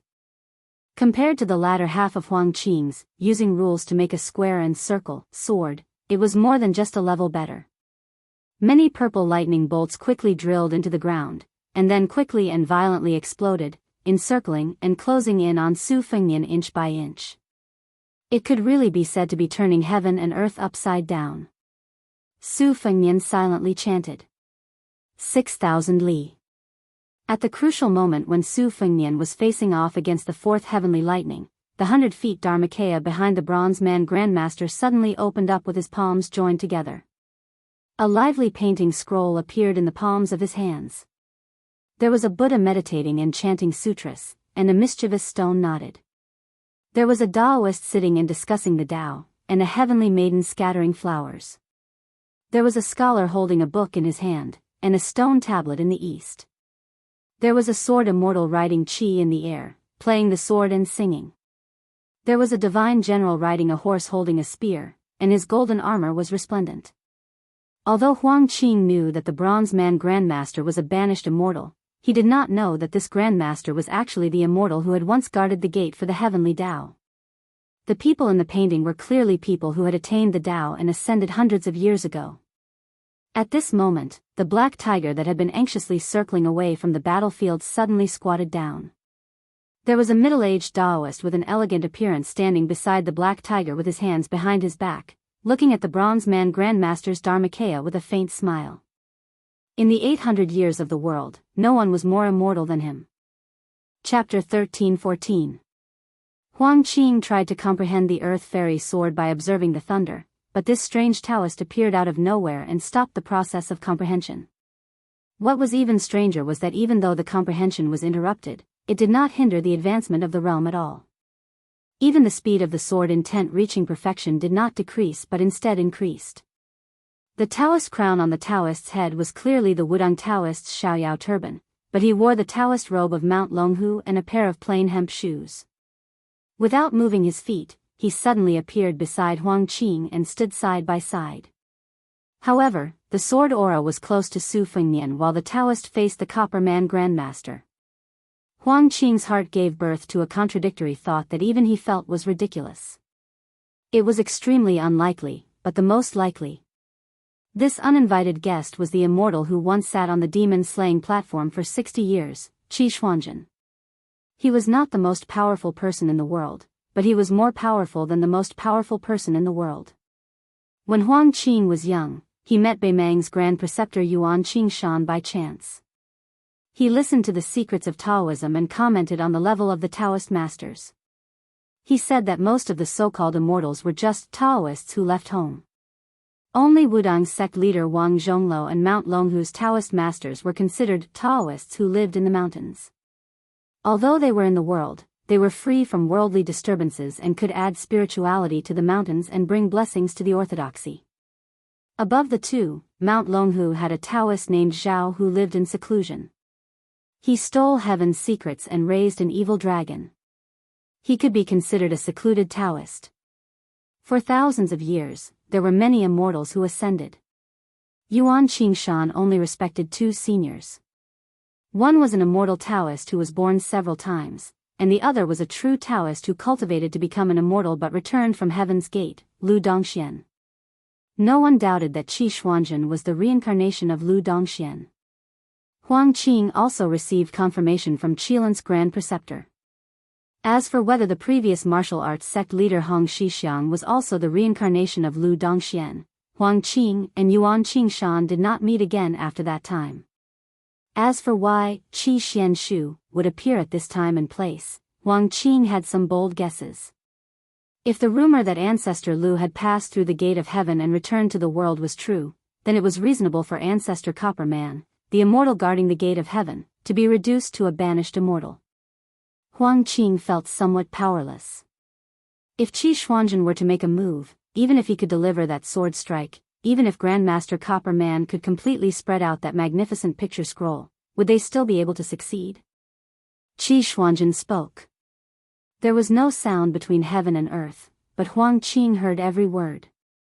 Huang Qing, I am a swordsman. Since we have 3 feet of green swords in our hands, how can we bend our backs to serve the powerful? Hearing good words is like gifting gold, hearing heavy words is like carrying a mountain. Huang Qing could not help but bend his back slightly, and a bitter expression appeared on his face. Beimang had been taken in as a favored concubine by His Majesty in Jianghu and had become a force to be reckoned with in the Central Plains. This was the general trend. How could the sword chi of his chess and sword music school contend against it? More importantly, the first time Huang Qing held a sword was in the chess and sword music school. He was greatly indebted to the peace order. Huang Qing slowly straightened his back and calmly said, Jinren Qi, there are things that I, Huang Qing, can't do, but there are things that I can do. Qi Xuanzhen sighed and seemed to be somewhat regretful. In the end, he did not stop Huang Qing from continuing to nurture that sword strike. Grandmaster Copper Man stood at the foot of the Heavenly King's Dharmakaya and angrily shouted, Qi Xuanzhen, you are just a wisp of remnant breath. How can you stop me? The burly old man pretended to be angry, and the Dharmakaya also had the Heavenly King's beard and angry eyes. Qi Xuanzhen ignored Grandmaster Copper Man's threat and only raised his head to look at the long scroll of celestial beings. The scroll formed a big circle above everyone's head.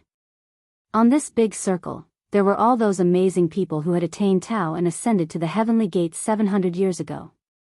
Regardless of whether they were from different religions and schools, they were all once the most influential figures in the world. Although they were only the illusions and incarnations of the gods' favored ones, they were able to frighten the land immortals. It was hard to say whether this was unprecedented, but it was destined to be unparalleled in the future. The sky that was originally covered with dark clouds was like adding fuel to the bottom of a cauldron. The boiling water boiled even more, and the several purple thunderbolts that had not yet fallen became more vigorous and thick. Even the purple thunderbolt that had already taken root on the ground suddenly skyrocketed several times. Su Fengnian's 6,000 miles, which had already broken through most of the purple thunderbolts, showed signs of danger that it would be difficult to continue. To attain Tao and immortality, every time a thunderbolt fell from the sky, the people on the ground would only have one breath. There was absolutely no possibility of breathing new life. The magnificent sword aura that was produced by the 6,000 miles sword move had previously stretched out and was imposing. It had already cut through 60 to 70% of the blooming purple thunderbolts in one go.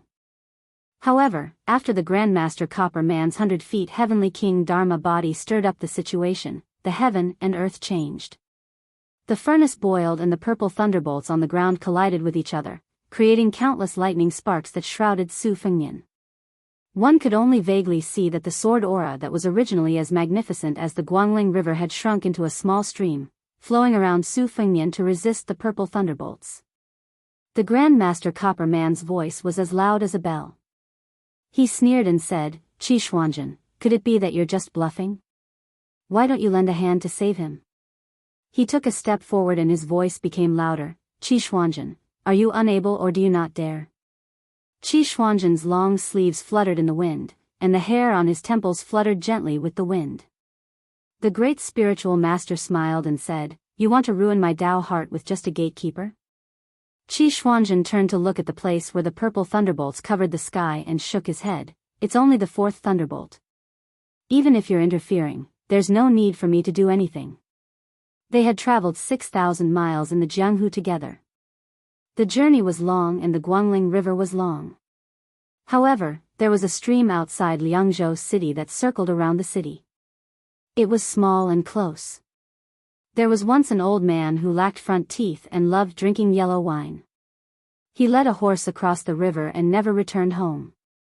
Surrounded by the thunderbolts, a person laughed loudly and said, "Old Huang, the wind is urgent. Don't pull." The fourth heavenly thunder collapsed in an instant.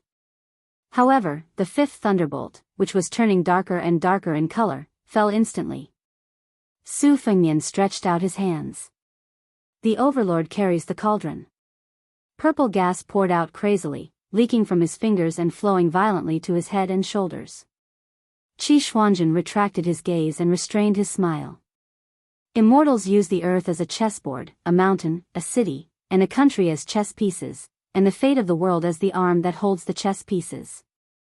They wantonly place their chess pieces and decide the life and death of mortals as they wish. In my opinion, this is against the great Tao. Against the great Tao. After Qi Xuanzhen said those words, the immortal scroll of the Heavenly King's Dharma form produced a slight tearing sound. Then, it became more and more intense. The scroll shattered bit by bit, and the immortal incarnations on the painting dissipated one by one. Even a crack appeared between the eyebrows of the Heavenly King's Dharma form, and golden light shot out in all directions. A bloody scar appeared on the forehead of Grandmaster Copper Man, and golden blood flowed all over his face. Qi Xuanzhen said coldly, "Today, I'm here to end the feud between you and me in the Heavenly Gate. You won't listen to reason." The great spiritual master put one hand behind his back and pointed with one finger. Grandmaster Copper Man's chest seemed to have been struck by lightning. He flew backward and collided with the Dharma body. The 1,000 feet tall Dharma body also fell on its back. Qi Xuanzhen waved his other hand, and Grandmaster Copper Man was suddenly lifted up. Then, he threw him in a direction thousands of miles away. Qi Xuanzhen didn't even look at Grandmaster Copper Man, who landed on the Guangling Road in a flash. He sneered and said, "Since you won't listen to my advice, then get lost." Huang Qin, who only wanted to stay still, suddenly moved. He suddenly drew his sword and began to sprint with his sword. He charged straight at Su Fengnian, who was suppressed by the purple lightning. The power of his sword was no less than a bolt of heavenly lightning. Qi Xuanzhen didn't stop him. He only sighed. On the way forward, a figure blocked the path of the man and the sword. The newcomer let the sword pass through his chest and punched Huang Qing's head. Huang Qing died on the spot. The corpse with the sword out of his hand fell heavily in the distance. The corpse was bleeding from all 7 orifices. However, this person was determined to use the sword in his hand to suppress the sword qi of Liang Jianghu since he was young. There was no regret or sorrow on his face. The youth with the sword in his chest let out a roar towards the sky. Qi Xuanzhen looked at the youth who he should have called brother-in-law in his other life. His eyes were somewhat guilty. He said softly, "The road leads to the sky. Let's go our separate ways. Li Yufu, I'm not as good as you." Just as Huang Qing said, there were things people could do and things they couldn't do in the world. Moreover, Qi Xuanzhen was a cultivator in both life and death. Everyone had their own path. Qi Xuanzhen could move away some of the obstacles blocking the path, but he couldn't walk it for others. Qi Xuanzhen's body was like a cloud fading and the wind blowing. In the end, he turned into ashes. The youth with no pupils and a stiff expression unexpectedly squeezed out a smile for no reason. He looked at the middle-aged Taoist who he had met on the demon execution platform. "Brother-in-law, have a safe journey." Qi Xuanzhen smiled knowingly and nodded. A vigorous aura originated from somewhere in the western capital of the Southern dynasty. It came from the north to the south and stirred up the situation again. Qi Xuanzhen was furious. Before it dissipated, he pressed down with one hand. The hibernation vat in the western capital building suddenly exploded. The building was filled with water. A dragon came out of the water. Qi Xuanzhen, who was about to completely dissipate, had a worried expression. He said regretfully, "For the matter of Zhanlong, there will be a time when my strength will be exhausted." Huang Man'er grinned and twisted his neck. The youth who had no strength in his hands pulled out the sword self-taught. He used qi to control the sword and pulled out the calm disturbance. He threw the sword high and then used his mouth to bite the sword hilt. Unknowingly, although it was ridiculous, it was still a form of horizontal sword. The youth first looked at his brother in the distance, and finally looked back at Qi Xuanzhen. His eyes seemed to say to Qi Xuanzhen that he was here, so he could go without worry. After Qi Xuanzhen nodded, he looked at the sky. Before he completely disappeared, he seemed to ask the heavens, "Mortals are mortal, and live forever. If it is said that mortals suffer because of love, what joy is there in living forever without love?" Su Longxiang began to run towards the north. He lowered his head, bent his waist, bit the sword, and held the sword horizontally. Chapter 13-15. In the southern part of Chuan, the bamboo sea was blue and the sky was blue. It was late at night, but there was no snow. A group of people strolled in the sea like immortals. A man in white with a jade-like face was dressed in white. However, compared to the traveling scholars in the bamboo sea, he had an indescribable aura of the battlefield. The other man, who was slightly older, had a scholarly aura. He was more in line with the style of a pure scholar. Behind the two of them was a graceful woman. She was the prettiest in Chuan. She was dressed in white with large sleeves. Even her embroidered shoes were white with only light green lotus flowers embroidered on them. It was as if she was deliberately matching the clothes of the man in front of her. She held a slender bamboo branch in her hand. The two people in front of her walked leisurely but not slowly. This made her feel a little powerless. She was slightly panting, but she did not dare to suggest taking a break. She knew that whether it was climbing the mountain or following in the smoke in the future, as long as she stopped, she would never be able to catch up with the stalwart man in front of her. Even if she was Xia, the charming woman who won the Rouge Review consecutively and the mistress of the top sect in Shishu. She could not help but look up at the middle-aged scholar beside the man she admired. Her eyes were filled with sincere respect. She and the latter had the same surname. However, she was from an insignificant side branch of the Xia family. He was from the main branch of the Xia family, one of the top 10 clans in the Central Plains. The Xia family was unfortunately the first to fall in the Spring and Autumn War. At that time, the eldest grandson of the Xia family was called Xia Guinying. He was known as the Heavenly Talent. He was skilled in both literature and martial arts. He joined forces with Li Yishan across the river to review the Rouge Review. However, as the cavalry of the Su family continued to go south, Xia Guining suddenly disappeared. The Xia family, who had lost its mainstay in a life-and-death situation, died out. After Xia Guining, the 2 new martial arts review sessions were fortunately able to continue. However, the Rouge Review was a failure and could not convince the public. Soon, no one dared to take over.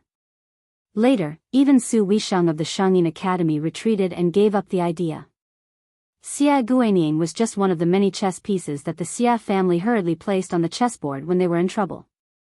When this man from the Xia clan, who had disappeared for 20 years, appeared in Western Shu and assisted Qin Jibao, who was the vassal of Western Shu, Xia felt as if he had fallen into the clouds. The 3 of them ascended the stairs, the mountain's topography swirled around, the cliffs were as sharp as swords.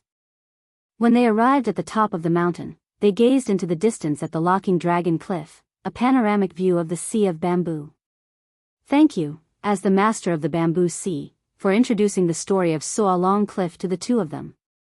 Pointing at the cliff carvings, he continued, legend has it that in ancient times, an ancestral dragon was buried in Shishu, and this dragon's claws, eyes, and pearls were all stripped away by the immortals using great supernatural powers. The dragon pearl in its mouth was embedded in this wall. From then on, Shishu's draconic chi was only enough to transform into a flood dragon, not a dragon. Throughout history, there were only flood dragons and no dragons. In history, there was once a martial artist who divided Shishu and tried to break open So Long Cliff, but he soon died suddenly for no reason.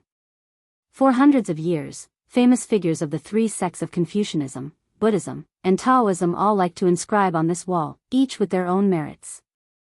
The immortal cultivation platform that occupies the most central piece of Feng Shui treasured land was inscribed by the great Feng dynasty's Chao Sheng. At the top, the 7 semi-cursive characters were carved by the Taoist saint, Luan with his sword. The smallest characters among the cliff carvings were facing the heart and facing the Buddha, carved by a nameless monk. Strangely, the character, heart and heart, was the smallest. Later, a Confucian grandmaster, Wang Yuanshan, climbed the mountain on a snowy night and looked at the characters with a candle. When he was in the mood, he took out his sword and chiseled a little bit. This is the origin of today's Wang Yuanshan painted the dragon's eye on a snowy night, comprehended the Tao and became a saint by looking at the characters. Since then, he had entered the realm of Confucian sage and transcended the mortal world. The middle-aged scholar looked at the cliff carvings of famous scholars that covered the mountain wall, as if he was looking at the face of an old man. Man and mountain, guest and host, both were silent. Xia walked to the side of the man in white and asked softly, "General, are there really flood dragons in the world?" King of Shu Qin Jibao said indifferently, "If you see it, then it is. If you don't see it, then it is not." Xia was stunned for a moment. If it was a normal person who said such nonsense, she would definitely take it as a pretentious pretense. But how could the villain too, who had always been a man of few words, be so bored? The middle-aged scholar called Xia Feiyu by the sect master of the Guanyin sect smiled and said, "Actually, it's not just West Shu that has no dragons. There are also Nanzhao to the south of West Shu, Nanjiang where Zhao Bing, the prince of Yanqi, is at, and the Tu Liao ruled by Zhao Sui, the prince of Jiaodong. But flood dragons are everywhere, so it's not surprising."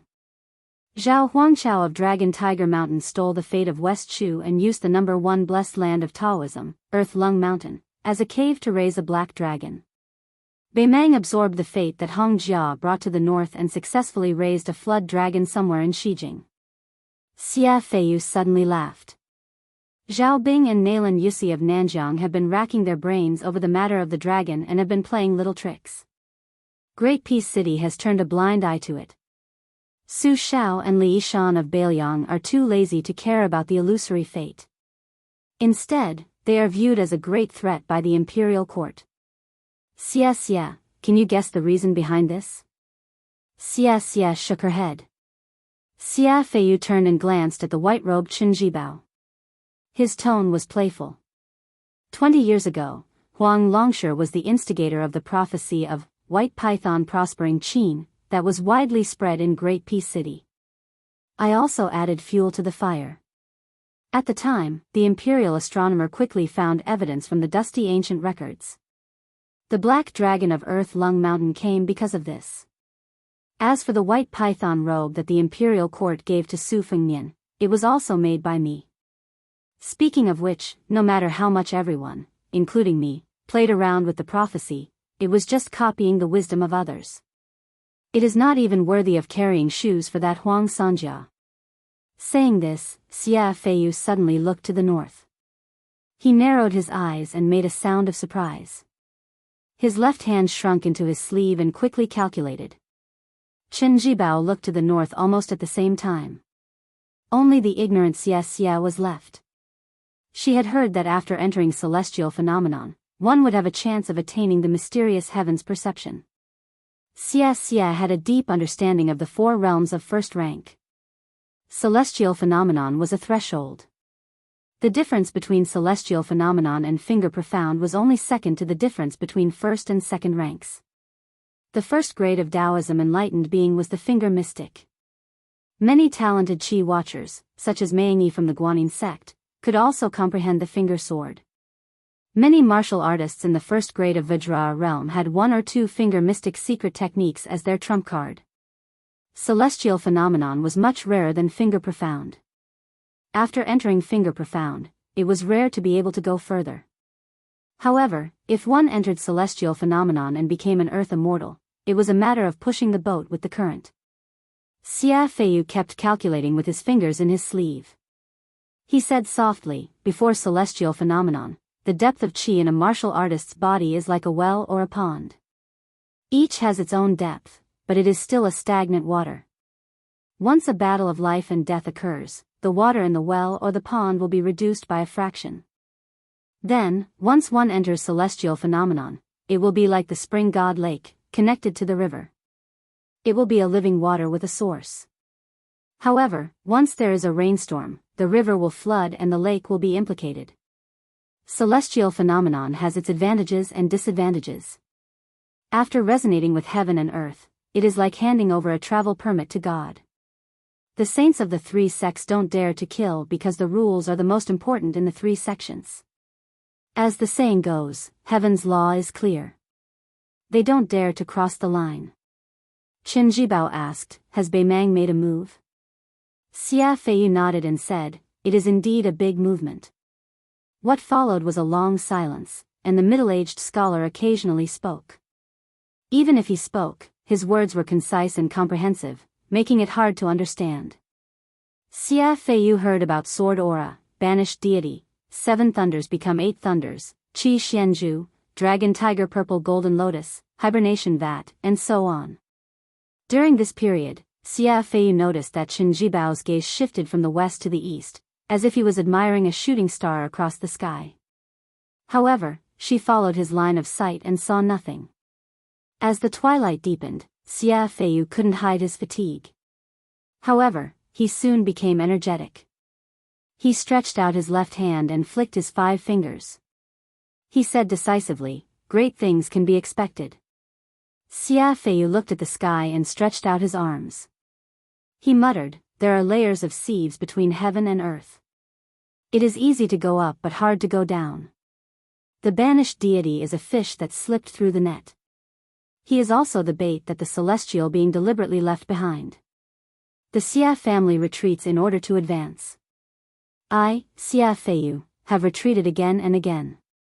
Qin Jibao, I helped you absorb the Buddhist fate of the dragon tree monk to make up for your loss of leaving Bailiang. Previously, I even helped Zhao Huangchao raise the dragon Earth Lung Mountain and let you enter the capital as the Minister of War in exchange for the fate of Taoism that he accumulated. Once Chao Zhangqing dies, you will be able to merge the 3 sects into one. Xia Feiyu's face was pale. She lowered her head and didn't even dare to breathe. Qin Jibao was expressionless. Xia Feiyu retracted his hands into his sleeves and said self-mockingly, the saint once said that those who can live long in heaven and earth can live forever because they do not give birth to themselves. Qin Jibao frowned. Who said that there are flood dragons in Western Shu but no dragons?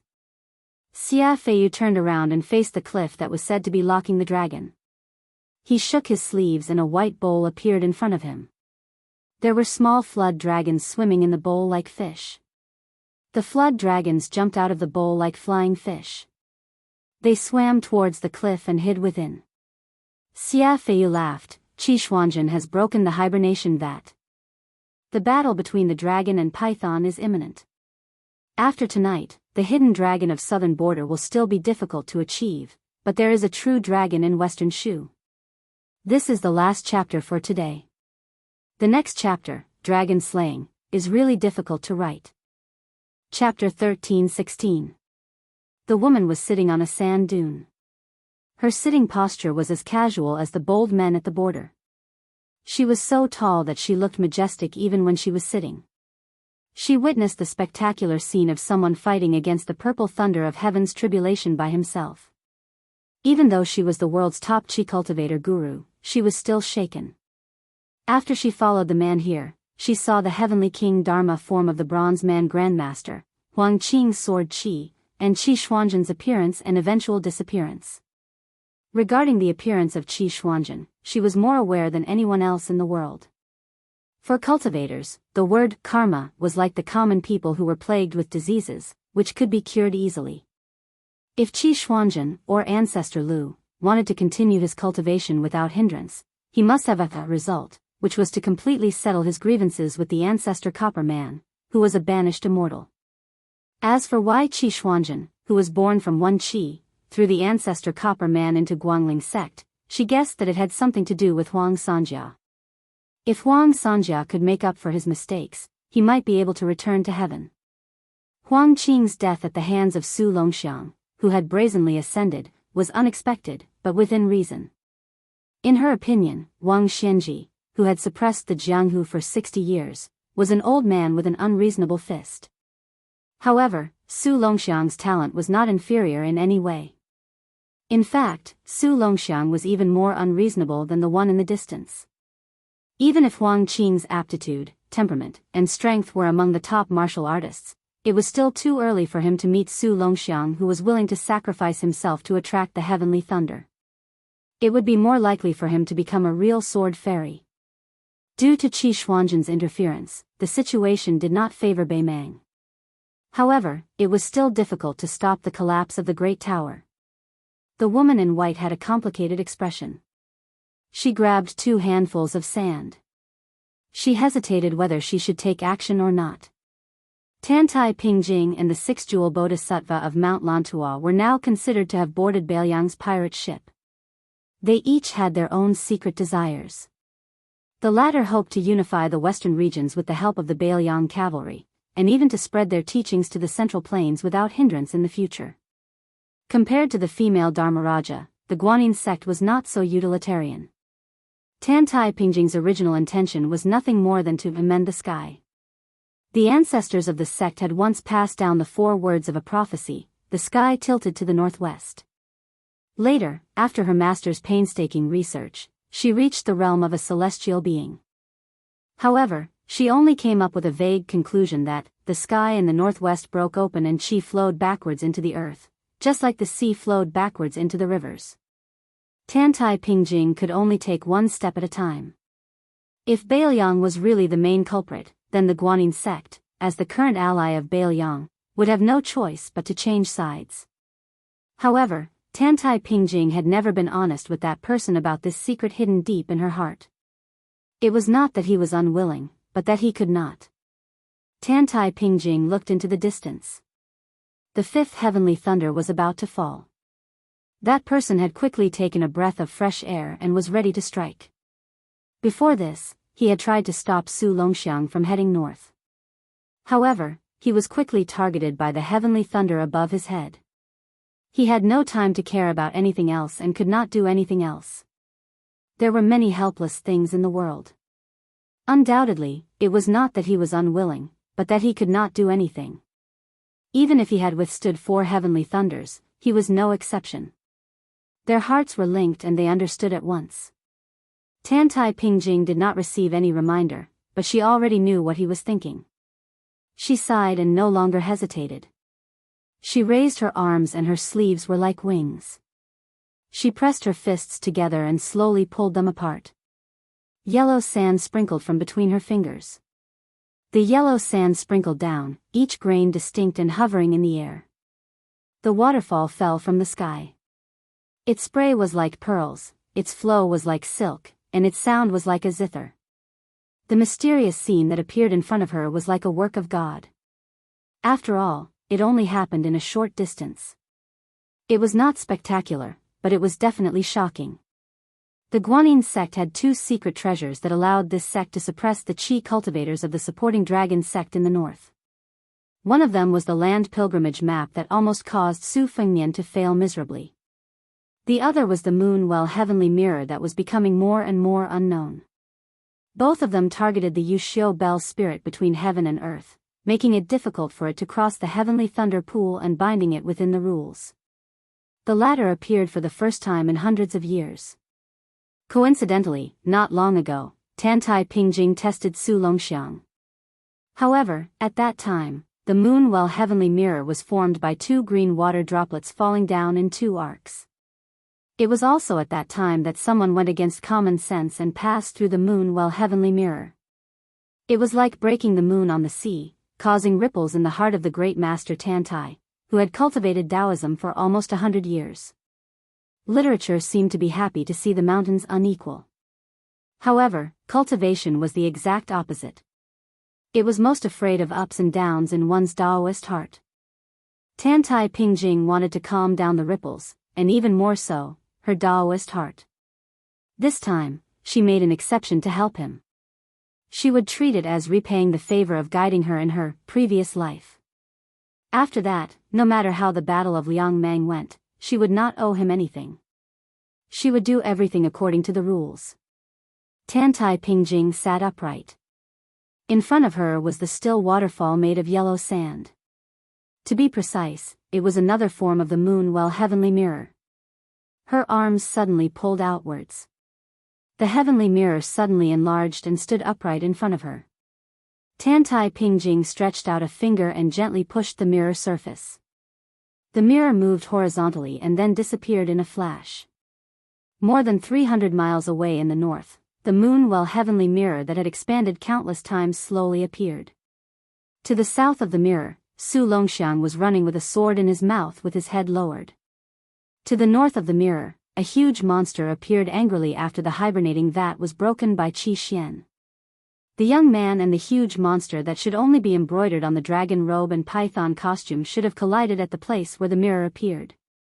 Then, there would be an earth-shaking fight. The huge monster came with clouds and rain. Occasionally, a ferocious head, flying long beard, and a pair of golden eyes could be seen in the clouds and mist. When it sensed the aura of the heavenly mirror in front of it, its huge golden eyes showed a trace of human-like sarcasm. After a short pause, it rushed out of the clouds and rain and hit the mirror directly. Su Fengnian, who had his back to Tantai Pingjing, was relieved. He did not turn around but nodded gently.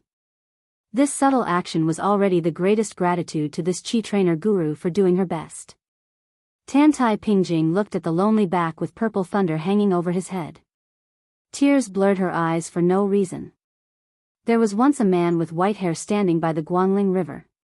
He said that in this life and the next life, he would like to know all the good people in the world, read all the good books in the world, and see all the good mountains and rivers in the world.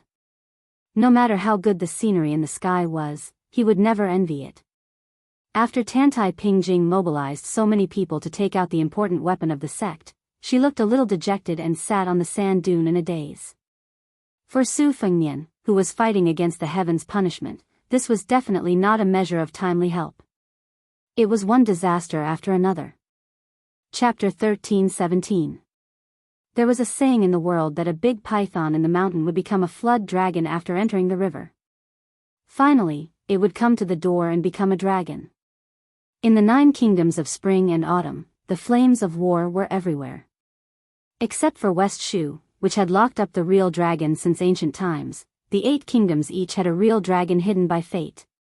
As the Zhao family of Liyang unified the Central Plains, Beimang, which originally had a flood dragon without a dragon, took the opportunity to raise a real dragon in order to enter the Central Plains and seize the world.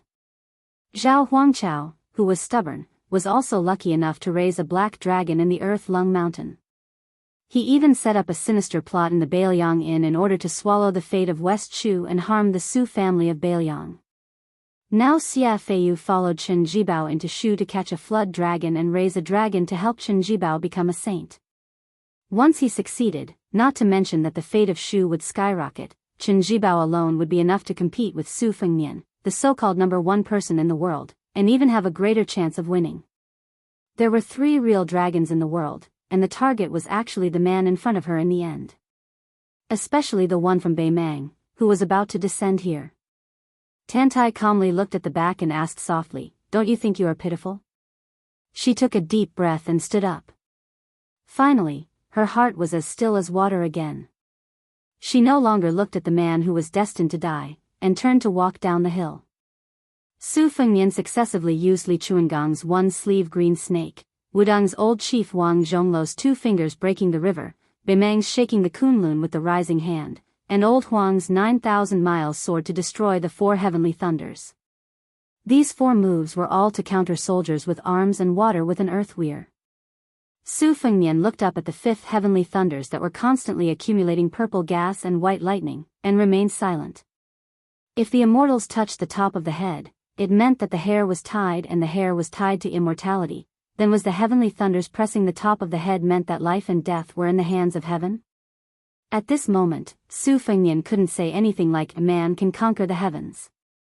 He just couldn't die. This time, Su Fengnian did not passively resist the lightning.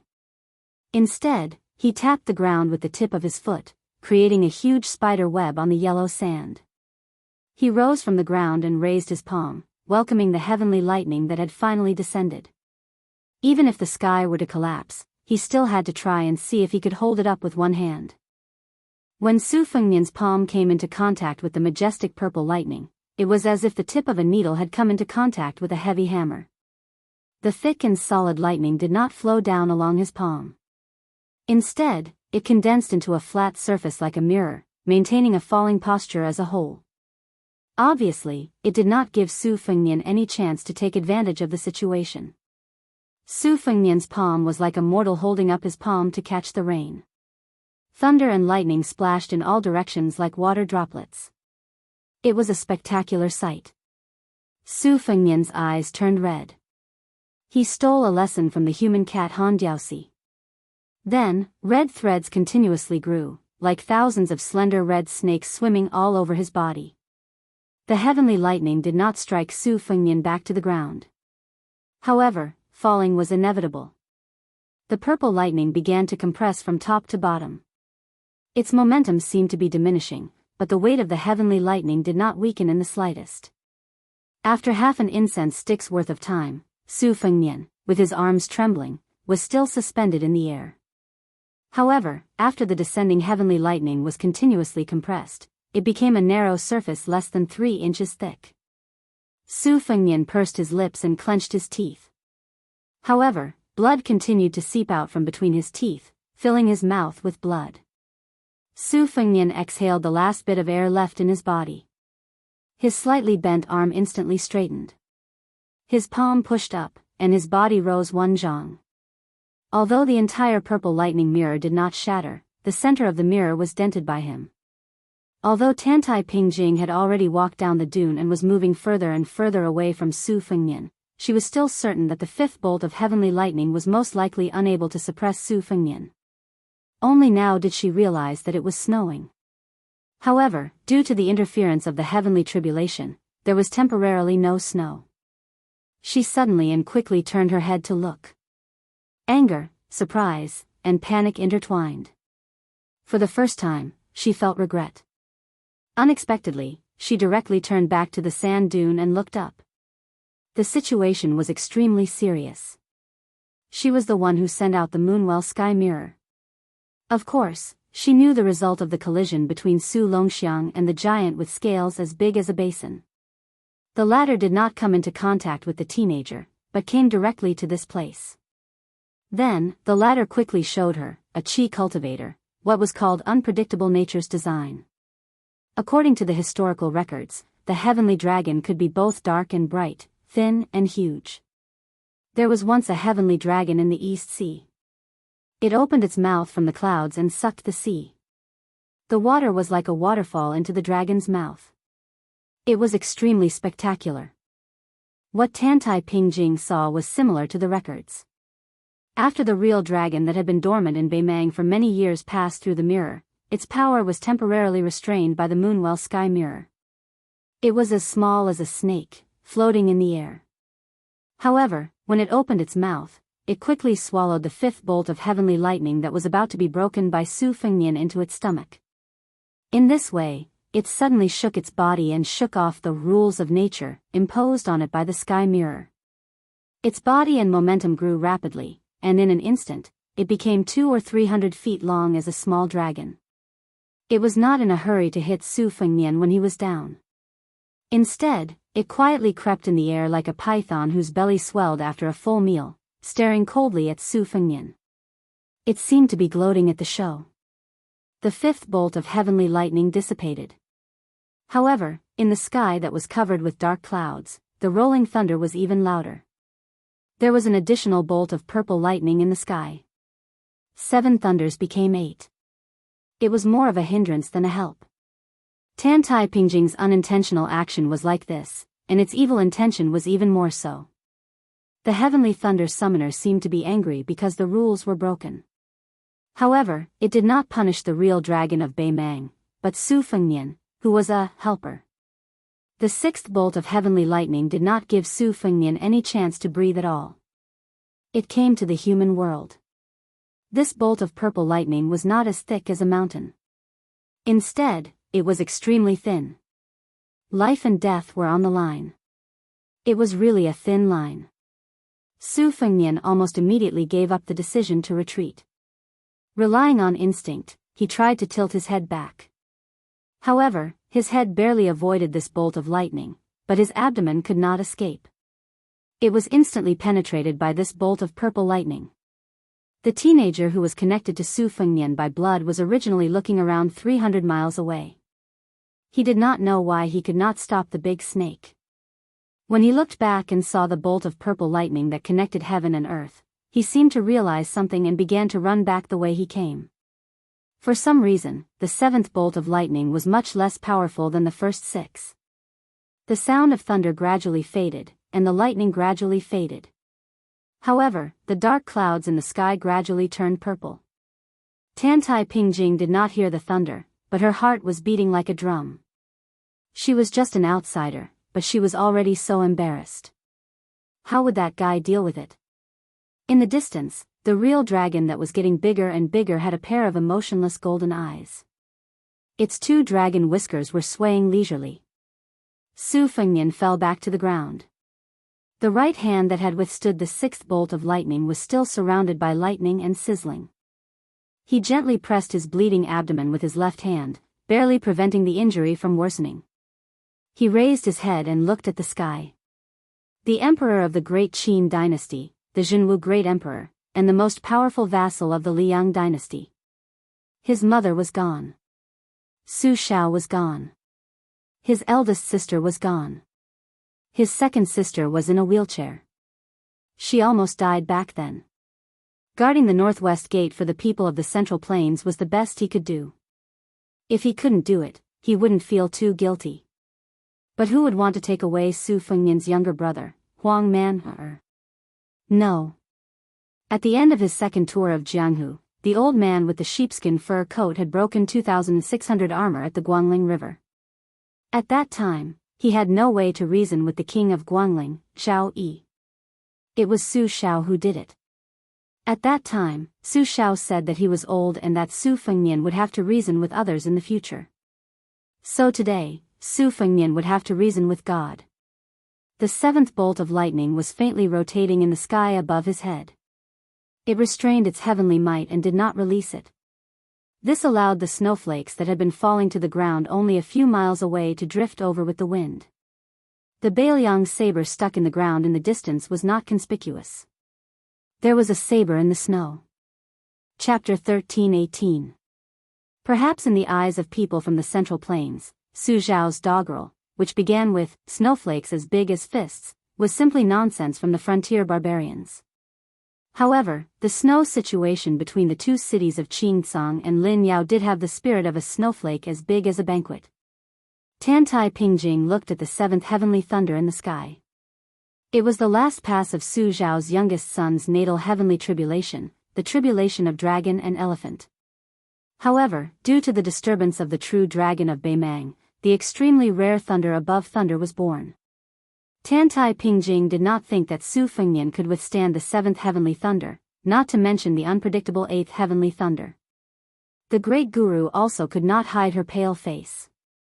She whispered, "When the qi opens the earth, the sound moves the sky. Master, you used to laugh at yourself for worrying too much. Now you're really going to collapse." The heavenly tribulation sounded very mysterious, but Tantai Pingjing knew its details well. It was much easier for the sages of the three sects to ascend. It was just like the officials in the imperial court. Once they obtained the noble status of the Hanlin Academy, they could easily rise to the center of the palace. There was a saying in the world that thunder, rain, and dew were all heavenly grace. For example, the father and son of Taoist master of Dragon Tiger Mountain ascended on cranes together, and the later master of nation of Beimang, Yuan Qingshan, ascended in the form of a rainbow. These were typical examples of more rain and dew than thunder. However, martial artists like Tuoba Bodhisattva Dong Tai were more like local officials. The route was much more complicated. At the last moment, it was inevitable that the thunder would outweigh the rain and dew. After Ancestor Lu, the person who bore the heaviest heavenly tribulation was the Taoist master with a different surname, Qi Xianzhu, who had the reputation of sitting high in the clouds, on the demon-slaying platform. However, only a few people knew that Qi Xianzhu was the reincarnation of Ancestor Lu. No matter what Qi Xianzhu thought at that time, the result was that this immortal in the human world still could not withstand the sixth heavenly thunder after being struck by 5 thunders. Regretfully, he was reincarnated. Originally, the world was looking forward to how many heavenly thunder would Wang Xianji attract in Martial Emperor City. 6 or 7. It was a pity that such an old monster, who was recognized by the world as a match for Lu Dongxian, had died just like that. Now, Su Fengnian had attracted the terrifying vision of 8 thunders above his head. However, this was a once-in-a-lifetime scene. Apart from the powerless Tantai Pingjing and the true dragon who hit him when he was down, there were no other onlookers who could witness it.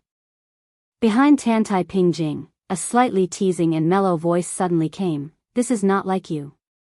Without turning her head, she asked, "Why are you here?" A slovenly middle-aged man came to Tantai Pingjing's side. He was dressed in coarse linen, wore worn-out boots, and had a face full of stubble. At first glance, it was obvious that he was a single man without a wife to help him tidy up. He was plain-looking and had no wine or sword. If he said that he was a paladin, he would be laughed at by Jianghu people. However, since he was able to talk to the world's top Qi refinement grandmaster, he naturally wouldn't be a nobody. A few years earlier, he and his apprentice had some style when they traveled in Jianghu. For example, they rode a donkey and carried a peach tree. It was not to pretend to be a master, but because of interest.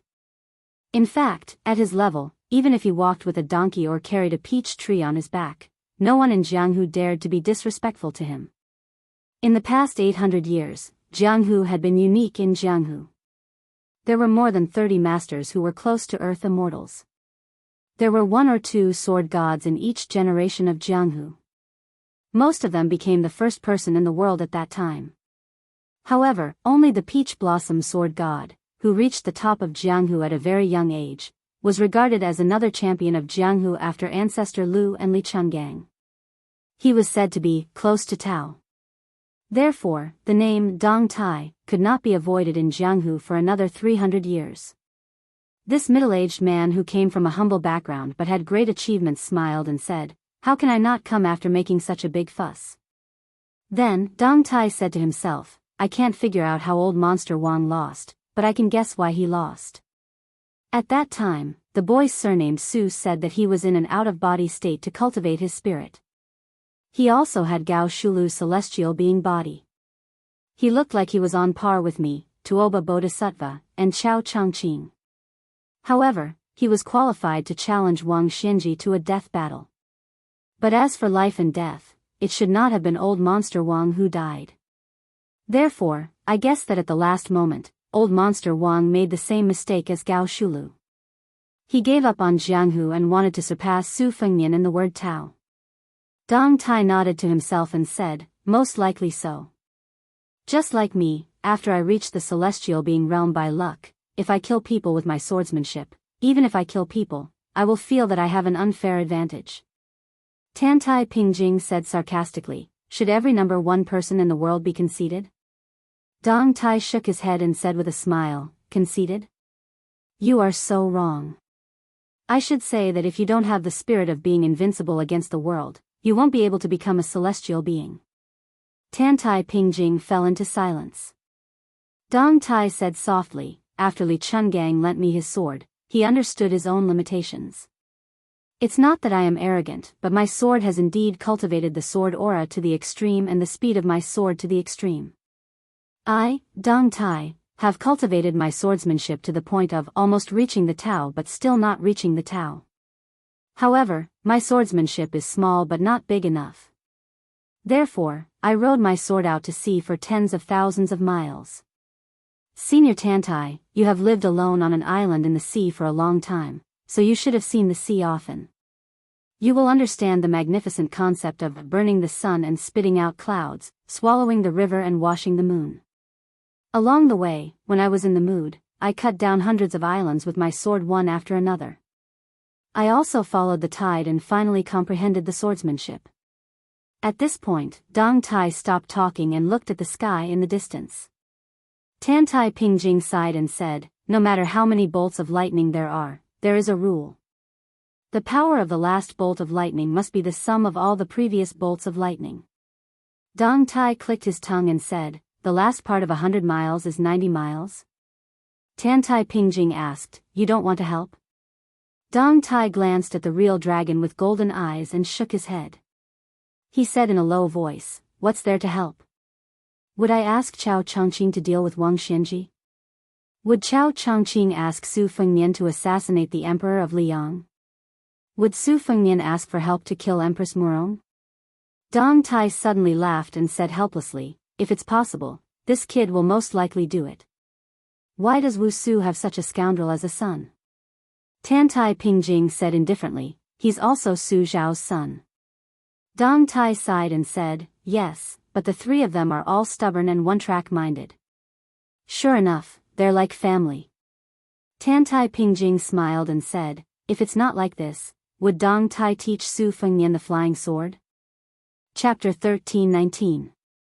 In fact, Tantai Pingjing was very reluctant to talk to others. However, the seventh heavenly thunder was about to strike down, which made her very agitated. She had to use words to distract herself and calm herself down. Who will be your final opponent after you comprehend the sword? Dong Tai thought for a while and said, probably Chen Jibao after transcendence. This young man is too tolerant. Tantai Pingjing did not feel strange about this.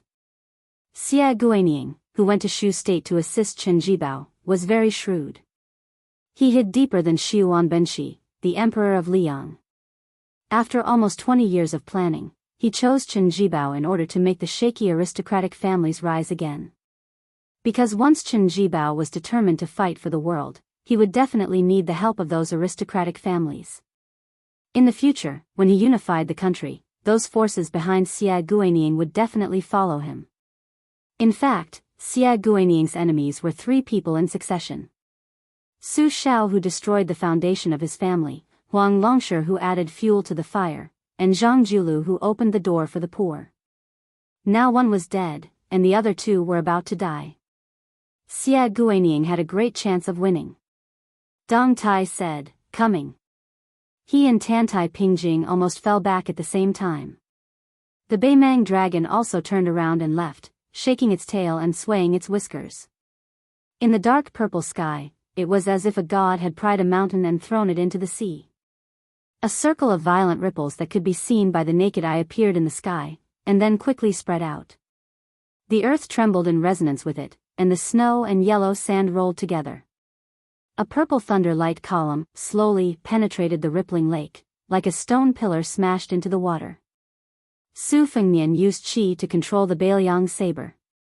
It was not the left-hand saber that once pierced through the Bronze Man Grandmaster's strongest hand, but the saber was held with both hands for the first time.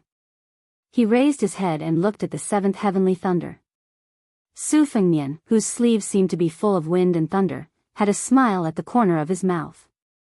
Withstanding the heavenly lightning was a skill. It was a pity that old Huang and the old man in the sheepskin fur coat were not here. Otherwise, one of them would be grinning from ear to ear, revealing his missing front teeth, and the other would probably be picking his ears, squinting his eyes, and pursing his lips. When he was young, he looked forward to the Jianghu. He always thought that if an expert walked the Jianghu without a bit of elegance, how would there be cheers and applause? He didn't expect that the two experts he respected the most didn't have the slightest bit of elegance. Tantai Pingjing, who had been retreating for several miles, had been staring at the magnificent battlefield. That was the literal battle between heaven and man. In her line of sight, she only saw a bolt of purple lightning and a flash of white light. The vast purple lightning was then split into two by the slender white light, transforming into two torrents of purple lightning that flowed onto the ground. The white light rose higher and higher. The purple lightning continued to surge downwards as if there was no end in sight. In Tantai Pingjing's eyes, there seemed to be a huge human character. If the layer of lake was added, it would be an incomplete character. The white light, which was as bright as a comet, was climbing slower and slower. It began to show signs of stagnation. Although it was only 100 feet away from the lake, it was really difficult to go any further. Tantai Pingjing's expression was sorrowful. Human strength is sometimes limited. I can only do my best and wait for God's will. Sailing against the current, if you don't go forward, you will go backward. After the white light completely stopped, the purple lightning didn't stop. The white light was pressed down to the ground 1 foot at a time. Dong Tai laughed loudly. Who said that? An ant trying to shake a big tree. How admirable. When the white light fell to the ground, there was a muffled roar from the ground. Su Fengnian, who was holding the saber with both hands, didn't change his grip on the saber in his right hand. His left hand slid along the back of the cold saber. Then, without caring about the sharp edge, his 5 fingers grasped the tip of the saber tightly. The purple lightning under his feet was like a flood. Su Fengnian's arms were badly mangled. He held on. He didn't let go. He didn't abandon the saber. The purple lightning poured down for a whole incense stick. Tantai Pingjing almost couldn't bear to watch. She murmured, after the 7th lightning, there is an 8th lightning. Su Fengnian was bleeding from his 7 orifices. His vision had long been blurred. But in a trance, he seemed to see the tip of the cold saber. A purple gold lotus bloomed. It was very small, but swaying vigorously. On the ground where the purple flood was flowing, 1, 2, 3, lotus flowers bloomed one after another. Like a lotus pond. And the endless purple lightning in the sky finally came to an end. The more it was like this, the more desolate Tantai Pingjing felt. She repeated the sentence again. After the 7th lightning, there is an 8th lightning. Dong Tai stared at the ferocious dragon that was not just watching from the sidelines. It took advantage of the gap between the 7th lightning and the 8th lightning to secretly absorb the purple lightning. Its body had already reached the size of 100 feet. Su Fengnian stood in the torrent. He could only hang his arms and use the Bailiang saber to support his swaying body. The Baimang dragon in the distant sky twitched the corners of its mouth and made a sound like a sneer. However, it quickly widened its golden eyes, revealing a look of confusion and fear. That insignificant ant rose high into the sky and stood opposite it from a distance at the same height as it. At this moment, not only Tantai Pingjing's face was filled with disbelief, but even Dong Tai's eyes widened. Inside the lotus pond, a snow-white python that was 2,000 feet long appeared. Su Fengnian stood on the head of the giant python. The dragon and the python looked at each other. Purple lightning rolled above the heads of the two behemoths. Tantai Pingjing closed her eyes. Dong Tai sighed. The final choice is not to withstand the eighth lightning, but, Dong Tai didn't say it out loud. Slaying the dragon. The giant python slammed toward the true dragon.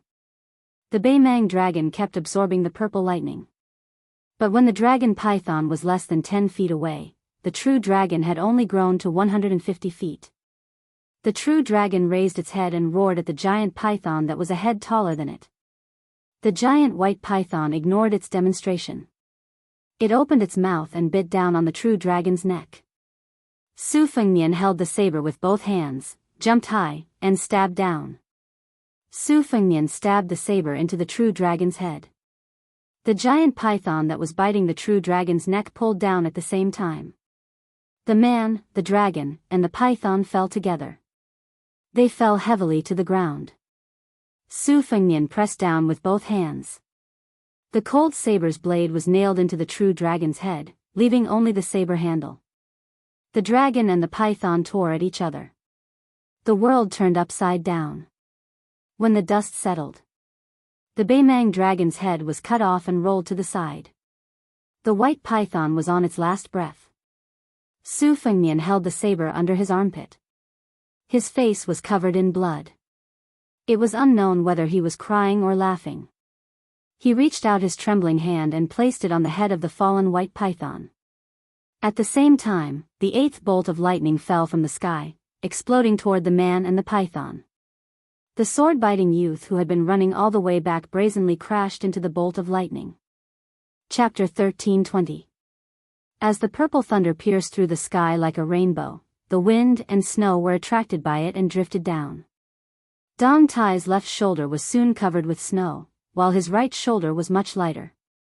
Dong Tai patted his shoulder and asked curiously, "Is that real dragon so useless?" People say that a mountain is famous if it has an immortal, not because of its height, and a water is famous if it has a dragon. I don't know how powerful a flood dragon is, but I'm sure that any immortal on Earth would be seriously injured after this attack, but they would never die. Since the true dragon that was born after devouring the fortune of countless mortals could create such a huge commotion, it should not be so weak. Is there anything strange about this? Tan Tai Ping looked calmly at the dragon and python crawling on the ground in the distance with a complicated expression. Her 5 fingers were trembling in her big white sleeves. She shook her head and said, "Dragons can be big or small, and can be dark or bright. The degree of injury depends on the size of its body. The more serious the injury, the smaller its body will be. As for whether it will die or not, it depends on whether it spits out the dragon pearl condensed from its essence and hides in the abyss, waiting for the next reincarnation. Otherwise, even if its head is chopped off, it still has a chance to turn from bright to dark. Now, even if the real dragon of Baimang's head is chopped off, the dragon pearl hasn't been spat out." Dang Tea patted away the falling snow on his shoulder. He simply raised his hand and waved it gently. The flying snow in the sky seemed to have hit a furnace and melted completely in the air a few feet away from him. If it were any other time, Dang Tea would definitely not do such an unnecessary action. It could be seen that after personally witnessing this great battle, even he, the Peach Blossom Sword God, who led the way of the sword, could not remain indifferent. After Dang Tea blocked the annoying drifting snow, he seemed to have realized that he was acting strangely. He laughed softly and said, "What mean you?" "I am a boar." Tan Tai Pingjing patiently explained, "There are also 9 levels in Go. It's quite similar when used on the dragon.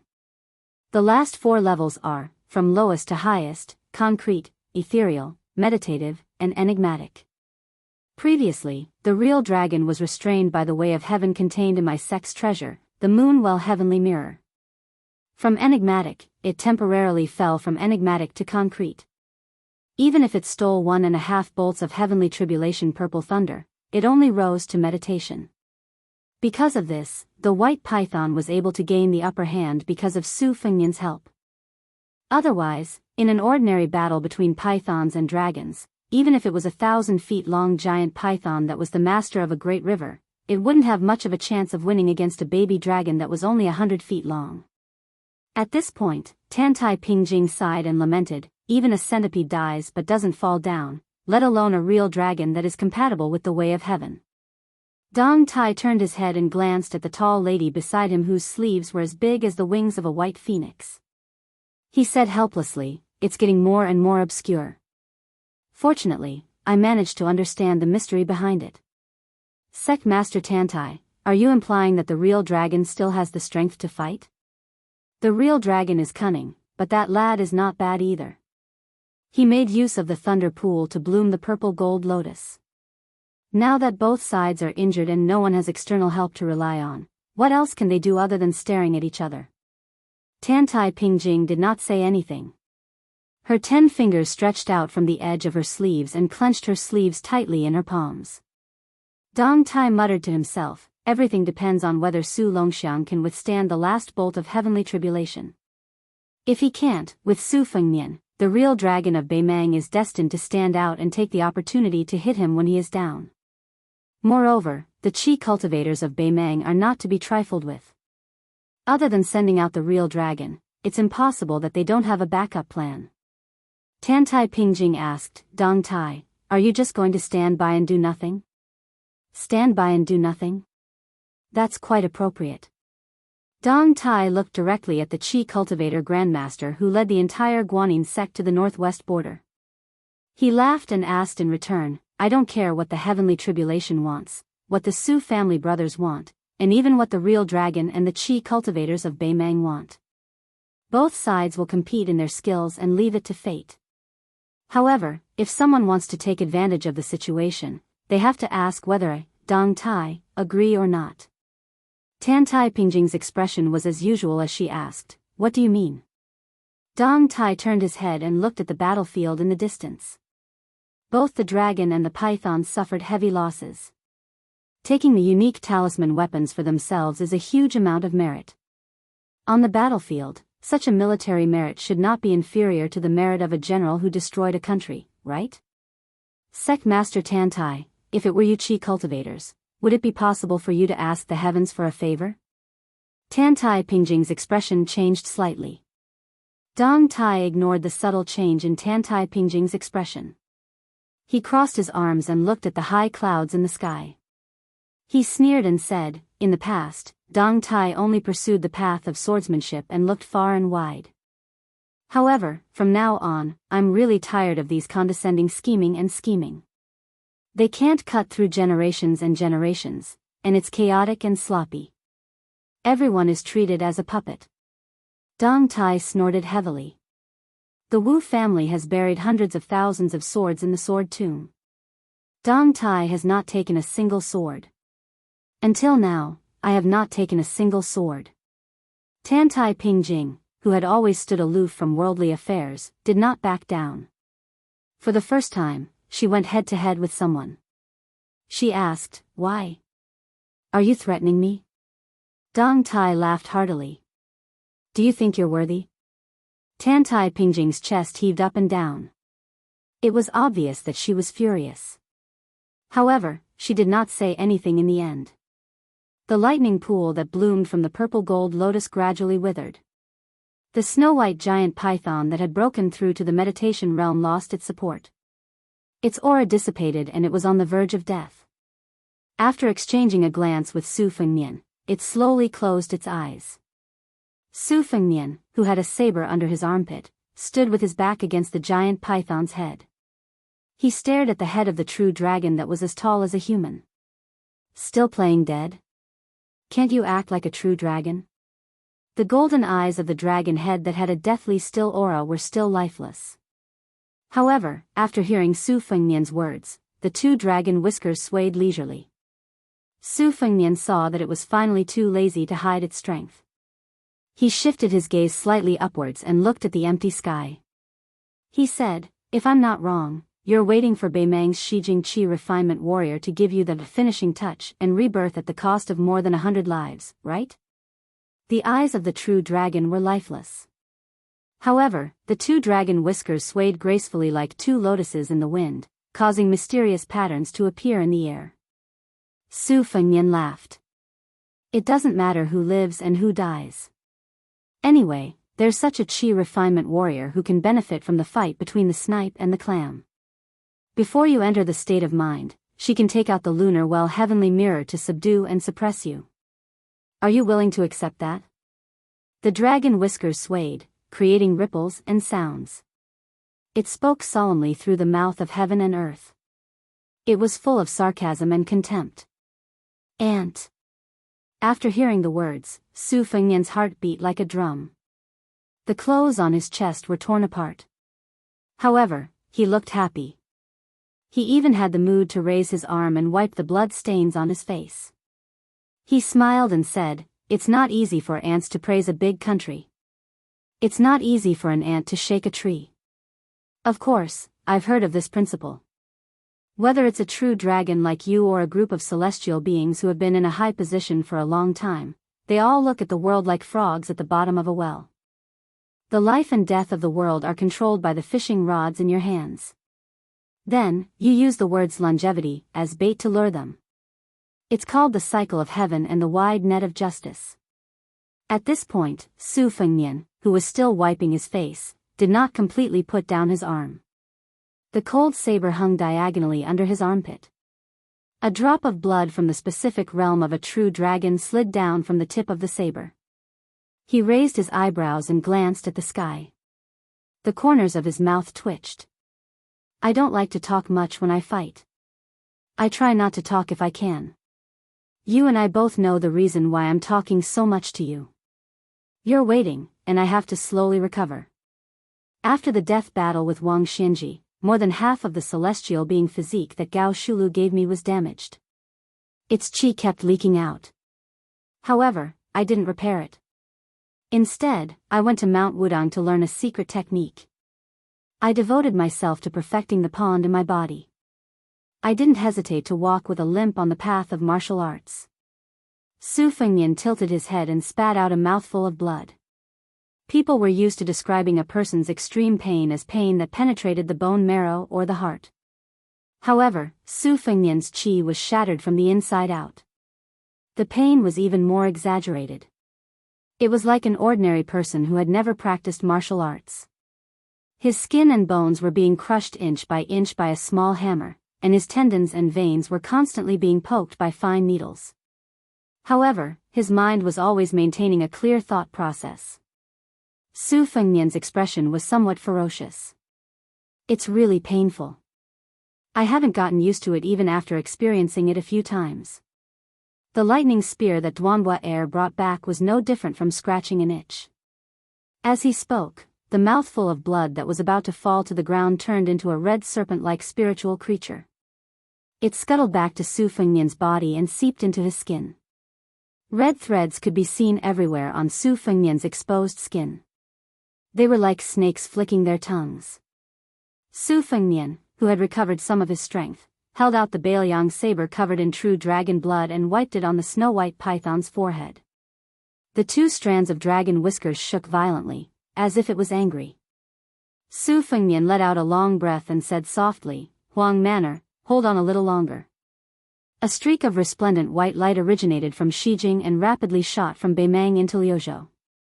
Upon closer inspection, it was actually two streams of light twisting together, like two dragons chasing a pearl.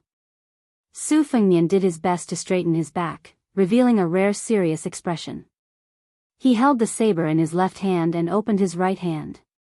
He lifted the cold saber and slashed it across his palm. He clenched his fist tightly. At this moment, behind Su Fengnian, who was facing the dragon head, the young man biting his sword and charging forward forcefully collided with the purple lightning. The lightning that was supposed to strike Su Fengnian's back was intercepted by the young man. After the collision, the thin young man's feet fell to the ground and his body leaned back.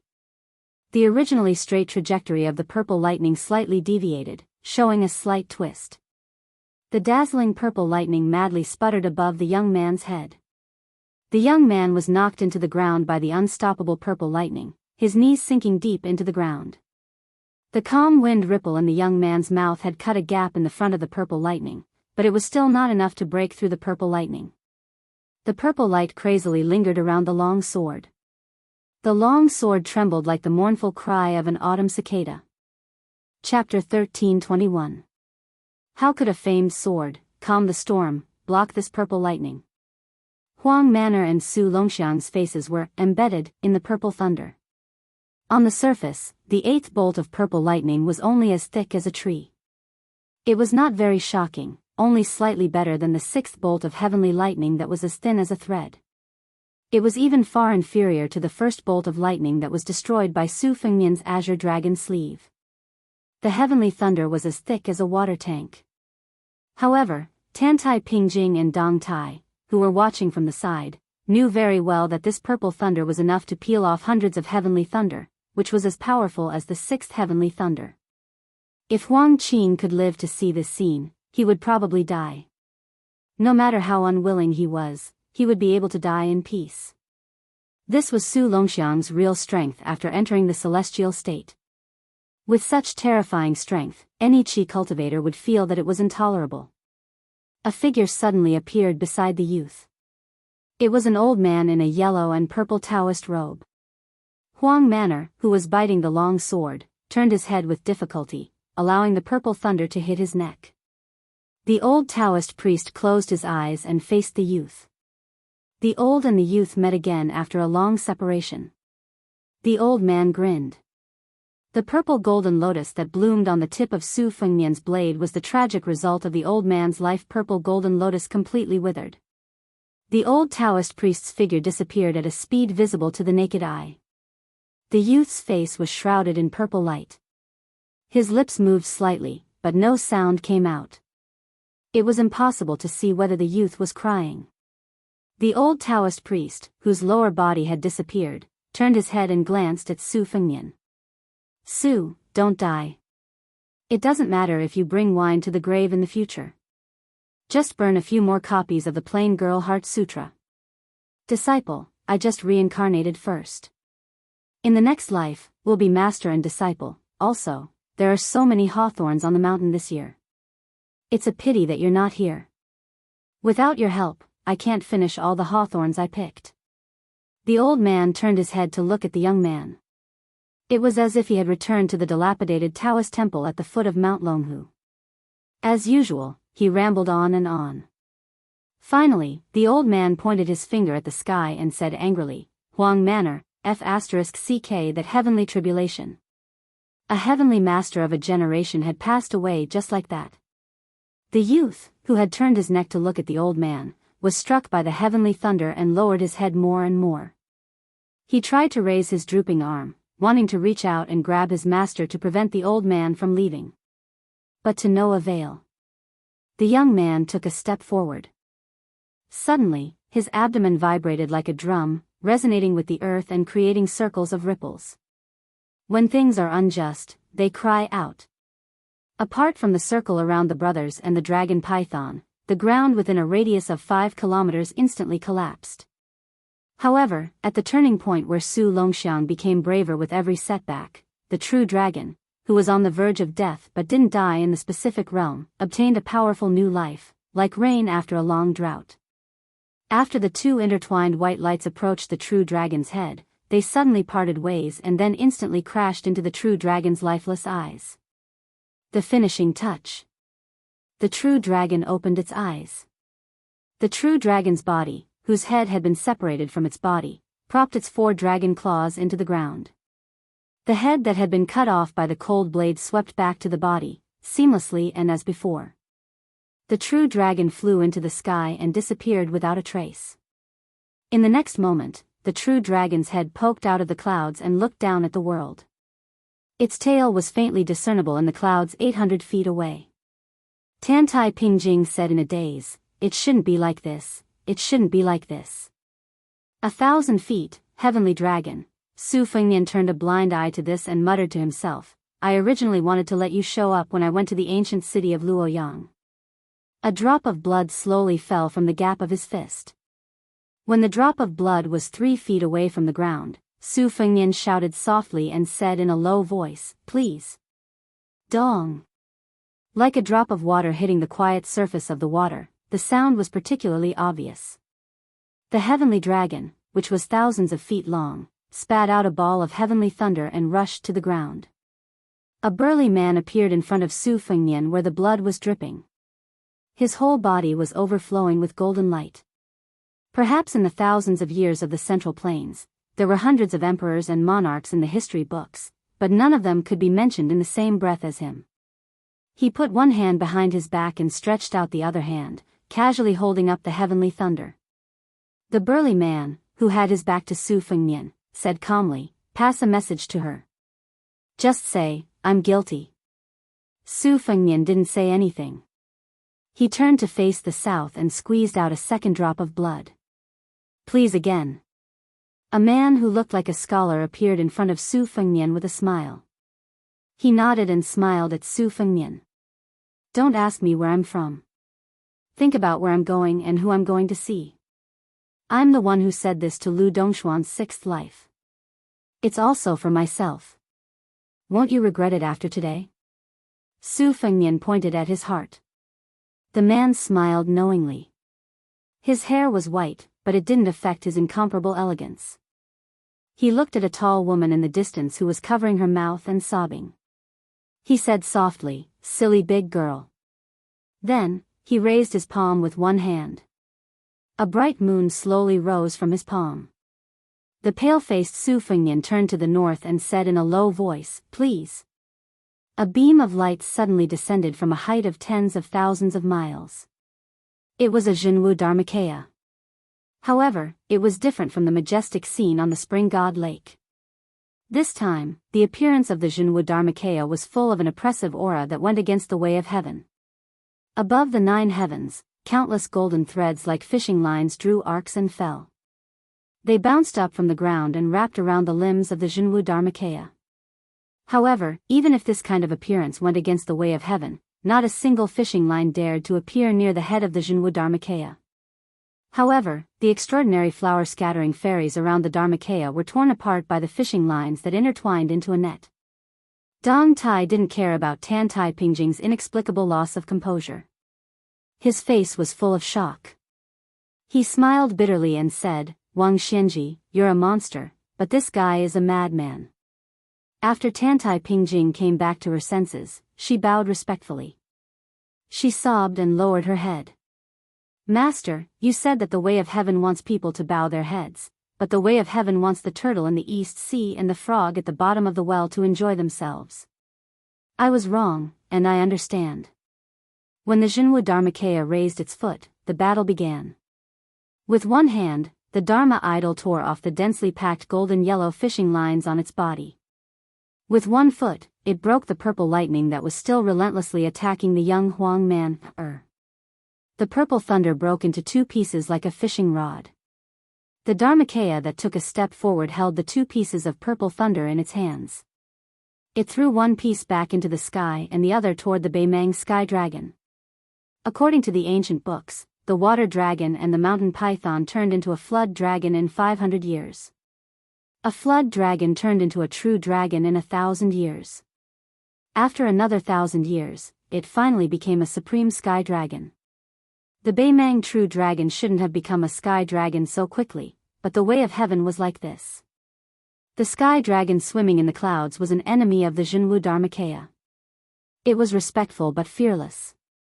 It stretched out its claws and pressed on the half of the purple thunder. The dragon's claws were penetrated by the thunder spear. The sky dragon lowered its head and broke through the clouds. It roared toward the ground and spat out another purple thunder from its mouth. Su Fengnian said expressionlessly, "Regardless of whether you are in heaven or earth, you dare to be presumptuous in the north?" The Jinwu Dharmakaya opened its mouth slowly at the same time. Its voice was so loud that it echoed between heaven and earth like a great bell. After the Jinwu Dharmakaya spoke, the sky dragon that raised the sea of clouds showed its true body that was thousands of feet tall. It was no longer covered by clouds. However, at the same time, a majestic beam of light fell from the east, west, and south respectively. Heaven and earth shook. Su Fengnian, who seemed to have regained consciousness before death, showed a sickly glow. He turned his head and nodded at the Jinwu Dharmakaya, whose Dharmakaya was almost illusory. The burly man with the aura of an emperor had already casually removed the purple thunder. He smiled and asked, what are you waiting for? When the elegant man with the moon in his palm opened his 5 fingers, the moonlight was unparalleled. The full moon turned into rays of light that flowed into the Baoyang saber in Su Fengnian's hand. He smiled and said, "The heavens have no worries, the people have no worries. I have discussed the Tao with Lu Dongxian III 3 times. I feel that it is reasonable to not interfere with each other's business. The reason is the reason, the great Tao is the reason. If it is not in accordance with the great Tao, then it is not reason." As he spoke, the light dissipated. The elegant man's figure began to waver. The great Qin emperor suddenly laughed and appeared at the feet of the Zhenwu Dharmakaya. He sat in the north and looked to the south. Before he turned into rays of light and dissipated into the Zhenwu Dharmakaya, he shouted, "Get lost." The 3 majestic beams of light in the east, west, and south actually stagnated and trembled. Not to be outdone, the 3 pillars of light instantly skyrocketed. However, Su Fengnian was already holding the saber with both hands. The Zhenwu Dharmakaya also held the saber. The sky dragon's 4 claws pressed down heavily from the sky. Its 2 strands of dragon whiskers trembled violently. It held the dragon pearl in its mouth. The huge pearl was like the scorching sun in the sky. Su Fengnian stepped out and slashed down with his saber. The Zhenwu Dharmakaya also stepped forward and slashed down with his saber. A crescent moon was slashed out in the sky. It slashed down on the huge pearl that was hovering in the sky like the sun. This scene was like the collision of the sun and the moon. The scales on the sky dragon's 1,000 feet long body shook violently. Su Fengnian's saber slashed down, but it stopped halfway as if it was splitting a mountain. A small crack appeared on the saber's blade. The flesh on Su Fengnian's palms that held the saber were ground to pieces. Finally, the white bones touched the saber hilt. The sky dragon that was clawing at the ground with its 4 claws was forced to retreat step by step. It kept roaring. Su Fengnian's body exploded into a scarlet rain of blood. He roared, "I am slaying a sky dragon." The cold saber broke into 2 with a bang. Su Fengnian fell heavily to the ground. High in the sky, the dragon pearl also exploded with a bang. The crescent moon cut the Baimang sky dragon's head behind the dragon pearl into 2 halves. The earth shook. The huge white python that was far less than the 10,000 feet long sky dragon jumped up. It opened its mouth and swallowed the sky dragon's head and half of its body. After the giant python that had already swallowed half of the sky dragon's head pulled it to the ground, it continued to devour the last half of the dragon's body. Heaven and earth returned to silence. There were no more sky humans or sky dragons. The heavy snow finally fell without restraint. Su Fengnian slayed the dragon. The cold python swallowed the dragon. Chapter 13:22. Su Fengnian was sitting cross-legged on the ground, covered in blood. He looked even more battered and exhausted after the snow mixed with his blood.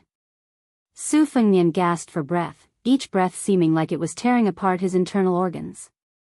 Out of the corner of his eye, he saw the broken Baoyang blade and wanted to retrieve it. However, he spat out a mouthful of blood as soon as the thought came to mind.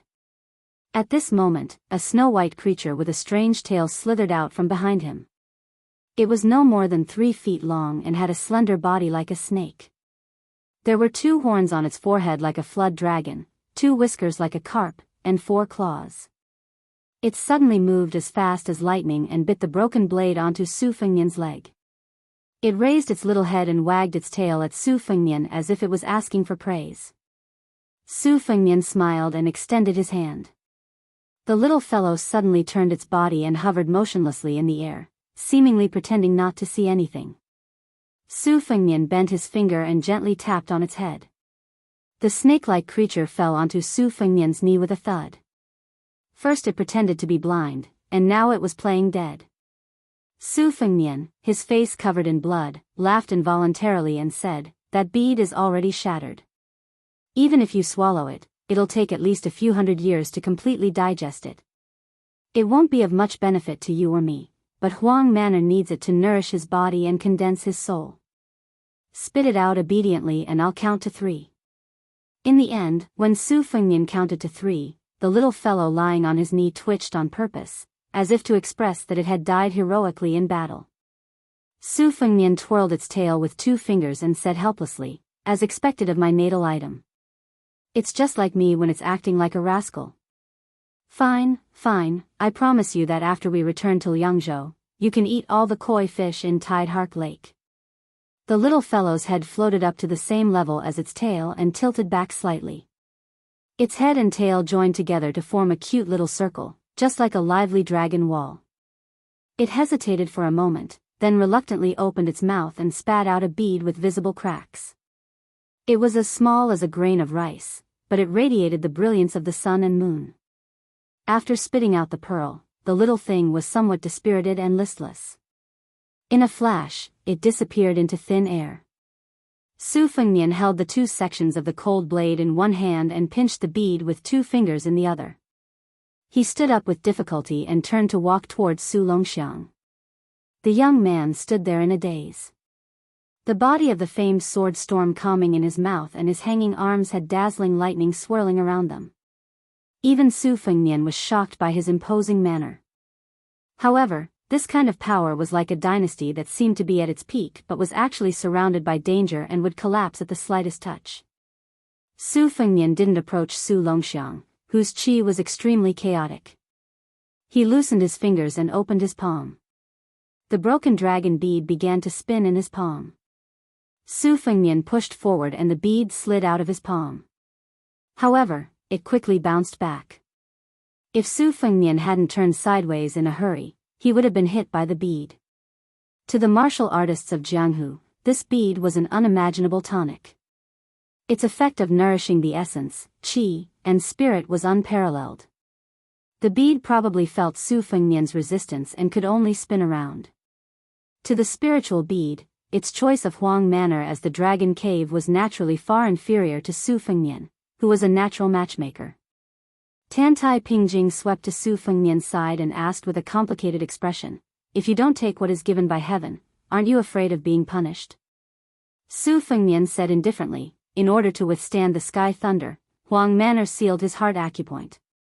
His 3 souls and 7 spirits are very unstable. Even if he becomes a celestial being, he will be no different from Gao Shulu who has lost her mind. Tantai Pingjing, if you help me, I won't fuss about your sinister intention of trying to take both dragon and python." Tantai Pingjing's mind was full of thoughts. She didn't agree or refuse. Su Fengnian suddenly smiled mischievously and said, "Then I'm begging you, blockhead. Can you do it?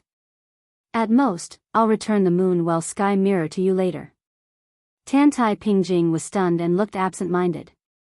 It was unknown when Deng Tea had appeared beside the 2 of them.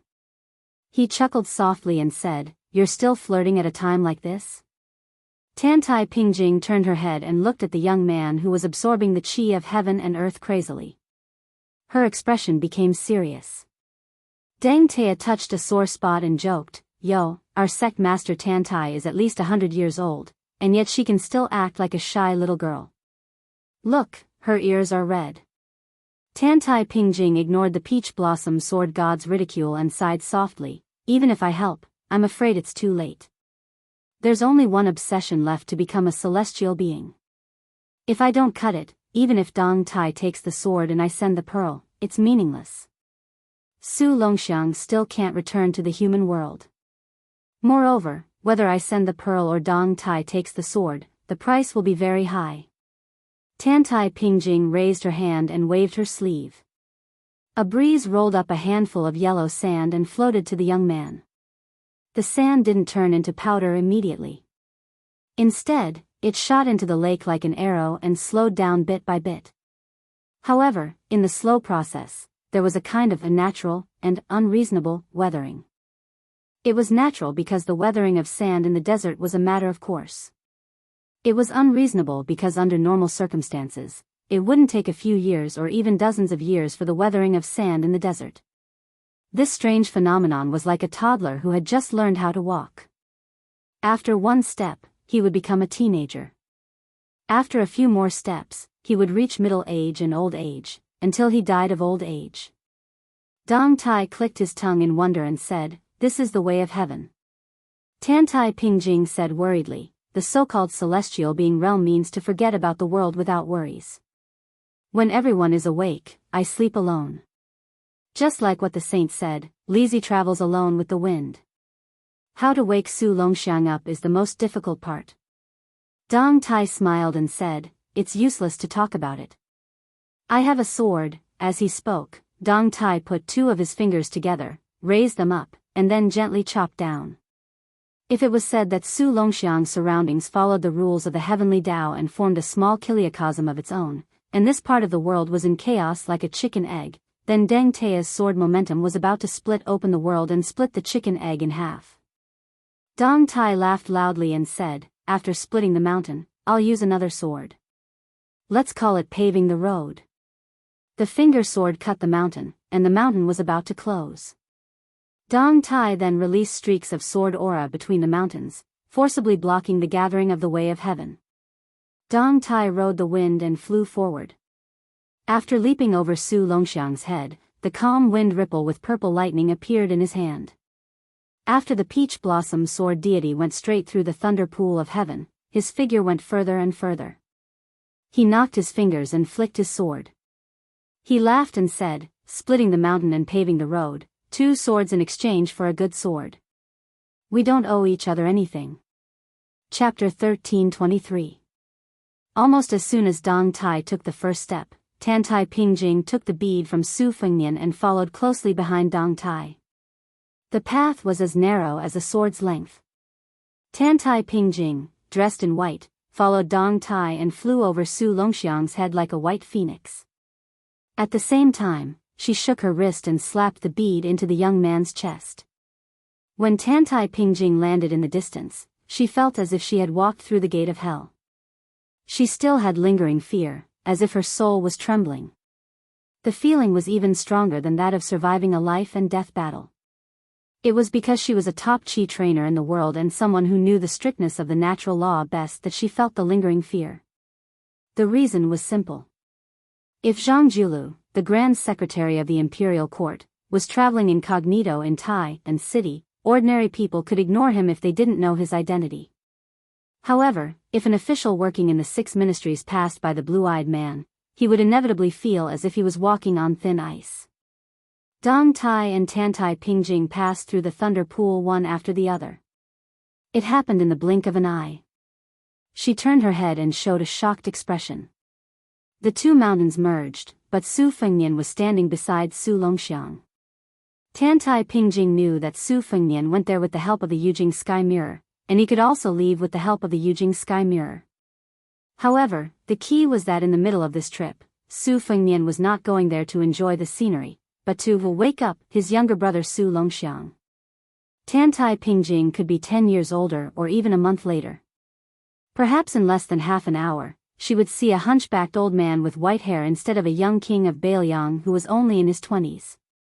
Tantai Pingjing bit her lips. She could understand why Su Fengnian gave the bead to Su Longxiang. It was common for brothers to respect each other in the world. Although it was rare in the families of emperors, generals, and ministers, she was not surprised that Su Fengnian was willing to give the good stuff to Su Longxiang. It could even be said that Tantai Pingjing also thought that it was reasonable that Su Fengnian was willing to resist the heaven's punishment for his younger brother. After all, at that time, Su Fengnian still had the strength to fight. However, now the chi pond in Su Fengnian's body had dried up. What else could he do other than die? Tantai Pingjing could not suppress her anger. She suddenly opened her mouth slightly.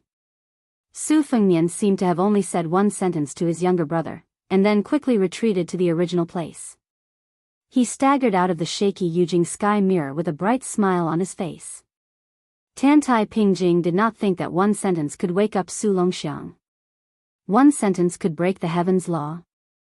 However, the scene that followed made her believe that rules and reason really didn't work on this pair of brothers.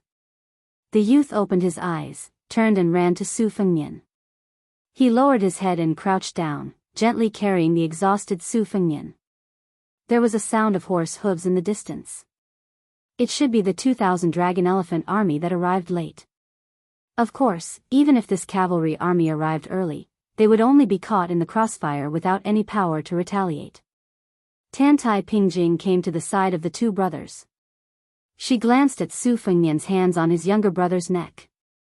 His palms seemed to have been cut clean by a knife, revealing the shocking white bones. She softly reminded, Wang Xianji's disciple, Lu Huang, is here. In the distance, in the wind and snow, there was a wooden man with an ancient sword, Bodhisattva barbarian, at his waist. The exhausted Su Fengnian had an indifferent face. He smiled and said hoarsely, Lu Huang is here to watch the show. If he really wants to take revenge, he will honestly wait for me to recover my strength. If he is willing to kill a weak enemy, then Lu Huang is not Wang Xianji's disciple. Tantai Pingjing sneered, Lu Huang can wait for that day? Su Fengnian glared at her and said weakly, how can you talk to your master like that? Tantai Pingjing seemed to have been touched, a trace of indistinct murderous intent appeared. Su Fengnian knocked Huang Manor's shoulder with his chin, indicating that he should ignore this woman. Tantai Pingjing's meaning was to ask whether Su Fengnian could return to the peak. This peak obviously could not be the time when he fought Wang Xianji, nor could it be the time when he was invited 3 times. It was before he withstood the last sky thunder. At that time, although Su Fengnian did not have Gao Shulu's physique, he had abundant spirit. Su Fengnian did not want to answer this question directly because he did not have the confidence in his heart. After this battle, he completely separated himself from his previous life. The disadvantage was that he did not have any trump cards. The advantage was that Bailiang would not have any twists and turns because of Su Fengnian's luck.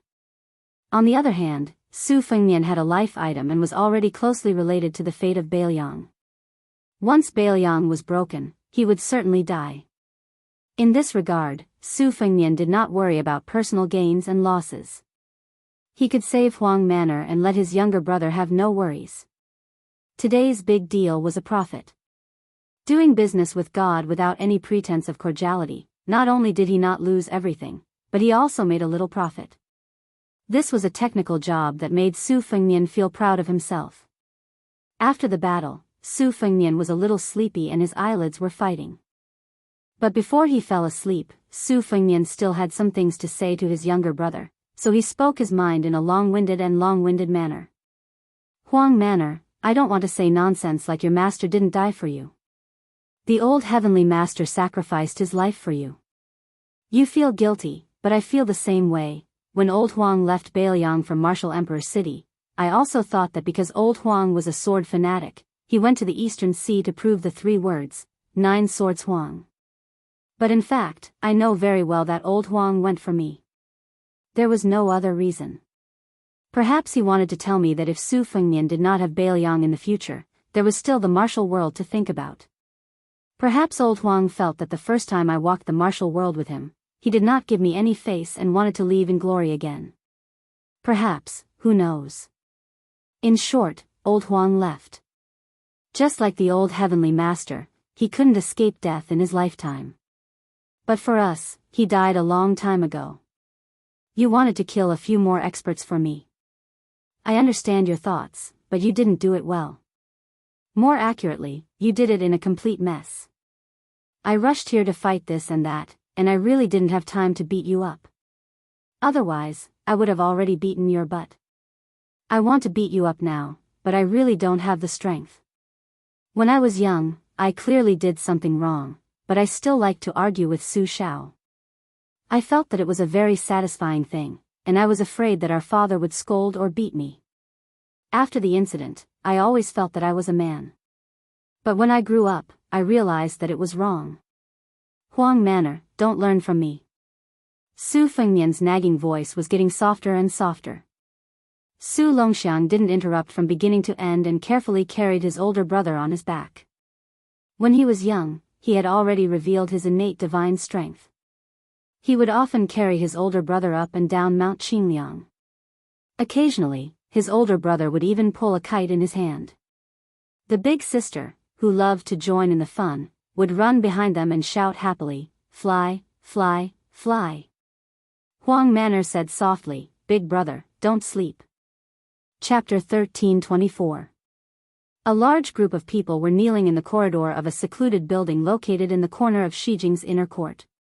Not far from the building, there were many corpses lying on the ground. They were all Beimang's most valuable qi cultivators. An old woman in a black robe and a white fur coat stood under the eaves.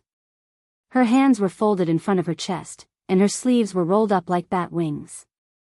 This old woman who made Beimang men grovel under her skirt rarely got angry, but today, her expression was very ugly. First, the Dao'd Sect's immortal Nan Ming, who was good at divination, told her in a trembling voice that the chess and sword music school's bronze ancestor was unknown, and that the sword qi was close to yellow and blue. Then, the hibernating cauldron, which was a national treasure, was smashed by an unknown land immortal, and the true dragon that had been raised for more than 20 years broke out of the cauldron. That was not all. Under the rolling thunder, the true dragon that had taken advantage of the situation did not gain any advantage, so she decisively decided to help it.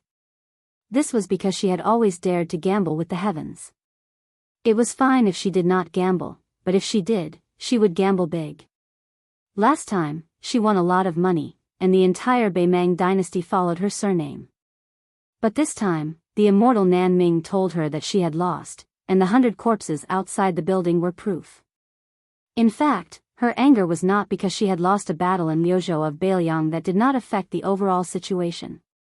It was not even because of the death of the true dragon, and definitely not because of those qi cultivators who did not care about the world. What really made the old woman unable to accept was a small matter that could not be told to anyone. When she was at the lowest point of her life, she lost to an unknown brood of Liaodong. When she was at the peak of her power, she lost to his son. The peace warrant stood beside the old woman, and the old man was the only Beimang official who still dared to stand. She finally spoke. Pass down the decree to Dongzhuo that he is allowed to mobilize all the troops at the border without permission. Regardless of whether it is a general or a military officer, all must listen to him. Those who disobey will be executed by Dongzhuo first and report later. Pass down the decree to Tuoba Bodhisattva to lead the troops to the south and head straight for Liuzhou. Pass down the order to Li Mixi. Prepare for the carp crossing the river. Pass down the decree to Huang Songpu, order him to rise and lead the troops to Shijing. Imperial edicts came out of her mouth one after another. She was, after all, an old woman in her twilight years, so it was inevitable that her energy was lacking. For a moment, it was difficult for her to conceal her old weariness. However, today, she did not allow herself to slack off for even a moment. She pulled out her hand from her wide sleeves and abruptly tore off the old fox fur coat on her body, throwing it into the snow outside the steps. Then, she strode away, not looking at the old thing that was constantly accumulating snow again. Great Peace City never lacked excitement, but many of them were hard to join. Once they encountered something they could join, no one was willing to fall behind. Right now, there was a rumor that the new Right Chancellor of the Imperial College, who would replace Jin Sanlang, was going to teach martial arts. Whether it was an armchair strategist or he really had a belly full of strategies, the truth would be known after a walk. The majority of people were there to see a joke. The current Assistant Minister of the Ministry of Rights, Jean Lanting, had a good reputation in the Imperial College. Not only had he obtained many gifts from the Imperial Court for the Imperial College, he had also founded the most famous poetry club in the capital. Together with the 7 scholars in the club, they were known as the 8 talents of Great Peace City. They included the top 3 in the new exam, the top scholar Li Jifu, the second place Gao Tingshu, and the second place Wu Congxian. Among them, Gao Tingshu, who had the reputation of being a poet ghost, wrote the popular, Drunken 8 Immortals, at a banquet, instantly causing the 8 people present to become famous overnight. The 8 talents of Great Peace City came from different backgrounds, like the difference between heaven and earth, but they often sang poems and showed the elegance of scholars. Those with discerning eyes could see that although the head of the 8 talents, Jin Sanlang, was not very popular among the central cabinet officials, the imposing manner that he had slowly gathered could not be underestimated. A provincial pawn called Sun Yin had made an exception to fill the empty position of the Right Chancellor, which was especially abrupt and rude. What was even stranger was that this person did not have any solid backing. Therefore, Sun Yin's rampage, entering the imperial court with the local official Su Gong as the assistant minister of the Ministry of War, and Qin Wang's meteoric rise, became the three surprises of the capital's officialdom at the end of the first year of the auspicious talisman, extremely eye-catching. Furthermore, Su Gong, who had the status of Lady Su, had previously had the foundation of being a dragon general. Qin Wang, Qin Xiaobao, had the double foundation of being the crown prince's attendant lecturer and the meritorious service examiner. In contrast, Sun Yin felt even more strange. Moreover, Sun Yin was extremely arrogant. He publicly announced that the content of his lecture would be a great martial arts demonstration. He would be the attacking party and would have two forces in his hands, Bimang's millions of iron horse cavalry and the remnants of West Chu's restoration of the Guangling Road. Everyone who listened to the lecture belonged to the defending camp. There was the army led by Lu Xingxiang, the commander of the southern expedition, who was newly conferred the title of General Piao Yi by the imperial court. There was also the Liao defense line led by Gu Jiantang, the vassal state's forces that participated in the quelling of difficulties. Finally, there was also the Bailiang cavalry that had been deliberately forgotten by the Central Plains for many years. This could be said to be an unprecedented battle of words. Just the number of Imperial College students who participated in the lecture amounted to more than 6,000 people. In fact, most people were destined to not be able to hear what the new chancellor was saying. However, there was no need to worry. Very soon, there would be people from the front to the back to pass on the message, layer by layer, like waves after waves. The students who rushed to occupy the seats early all sat on the ground. Those who came later could only stand. Those who came later had to stand on their tiptoes and stretch their necks. After that, they had to stand on benches and chairs. However, in the best position not far from Sun Quangtu at the front, there were many simple but thick praying mats placed there. There were about 30 of them. Those who were qualified to sit on the praying mats were really honorable. Among them, the leader was the first prime minister of Liang Imperial Court in 30 years, the head of the secretariat, Qiang Long. On the left side of the head of the secretariat was Huan Wen, Tantanon, who was in charge of the province. On the right side was the frustrated person, who failed to succeed Bai Gua as the Minister of Rights in the change of power, Yao Baifeng, a master of science who continued to be in charge of the Imperial College, and Bai Gua, who was transferred from the Minister of Rights to the Ministry of Revenue. There was also a certain member of the imperial family who was particularly proud of his success in the middle of winter. Yes, it was the Prince of Chai who swaggered into the capital with the help of his good son-in-law. This long martial arts lecture went on from noon to dusk. There was no sign of it ending, but no one left. In fact, there were even a lot of new faces coming in. There was a sea of people. During this time, the Crown Prince, who was in charge of the country, quietly joined in with the Crown Princess. Soon, the old minister of the Ministry of Personnel and the new assistant minister of the Secretariat, Zhao Yuling, broke through the crowd without hiding his identity and joined in. He sat on a newly added praying mat. Compared to Zhao Yuling, the Prime Minister, Yin Mao Chun, who had been promoted from the Chancellor of the Hanlin Academy to the Minister of Personnel, was much more reserved and low-key. He arrived at the Imperial College with a light carriage and stood side by side with Chen Wang, who was young enough to make one's hair stand on end. He couldn't see or hear anything. However, these two could be called important officials of the central government. One was a second-rank official of the external court, and the other was a third-rank official. They stood there for a full 4 hours. Because they stood at the very back and didn't have any retinue to protect them. They also didn't wear purple official robes.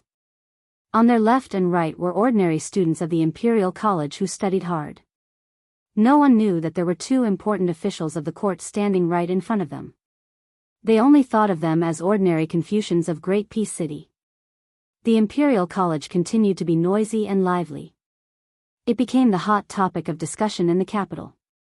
The restaurants and tea houses outside the Imperial College were even more crowded, waiting for the results of the debate to be revealed.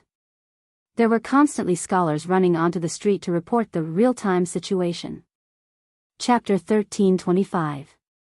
However, in the almost empty Hanlin Academy, two travel-worn old faces appeared. One was Mr. Yuan, who had been depressed for many years, and the other made the official on duty almost roll his eyes. When the two teachers of the Song family dominated the literary world, the official was praised by everyone, both in front of and behind him, for being a young phoenix of the Song family. Now, not only were the two teachers dead, there was no glory to speak of. Who did not know that the Song family, which had been endlessly glorious, certainly had no chance to make a comeback? A featherless young phoenix was worse than a chicken. Who would be willing to treat Song Kelly, who was demoted to a poor county magistrate, as a scallion? If such a cold stove could still make a comeback, I would eat all the ashes of the stove. This 7th grade Qinglu official did not put on too much airs. After all, Yuan Piao, Yuan Huangmen, who had gone out to visit his relatives, still had a position in the Hanlin Academy. They would see each other frequently.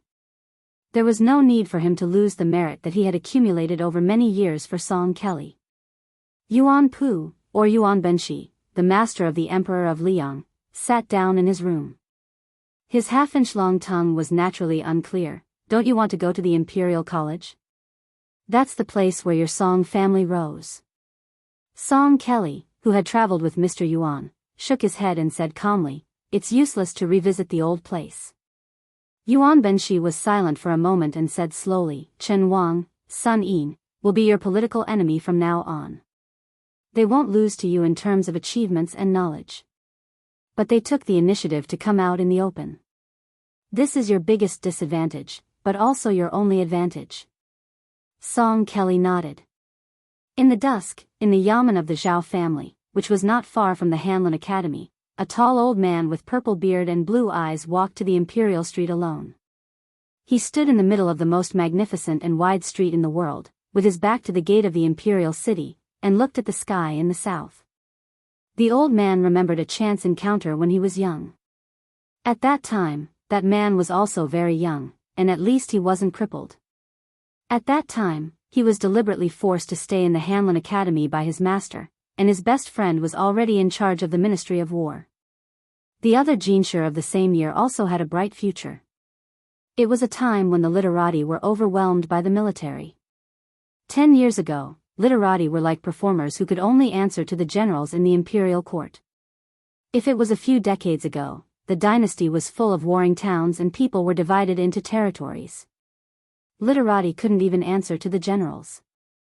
If they didn't flatter the right people, or if they flattered well but were misunderstood by the generals, they might be beheaded.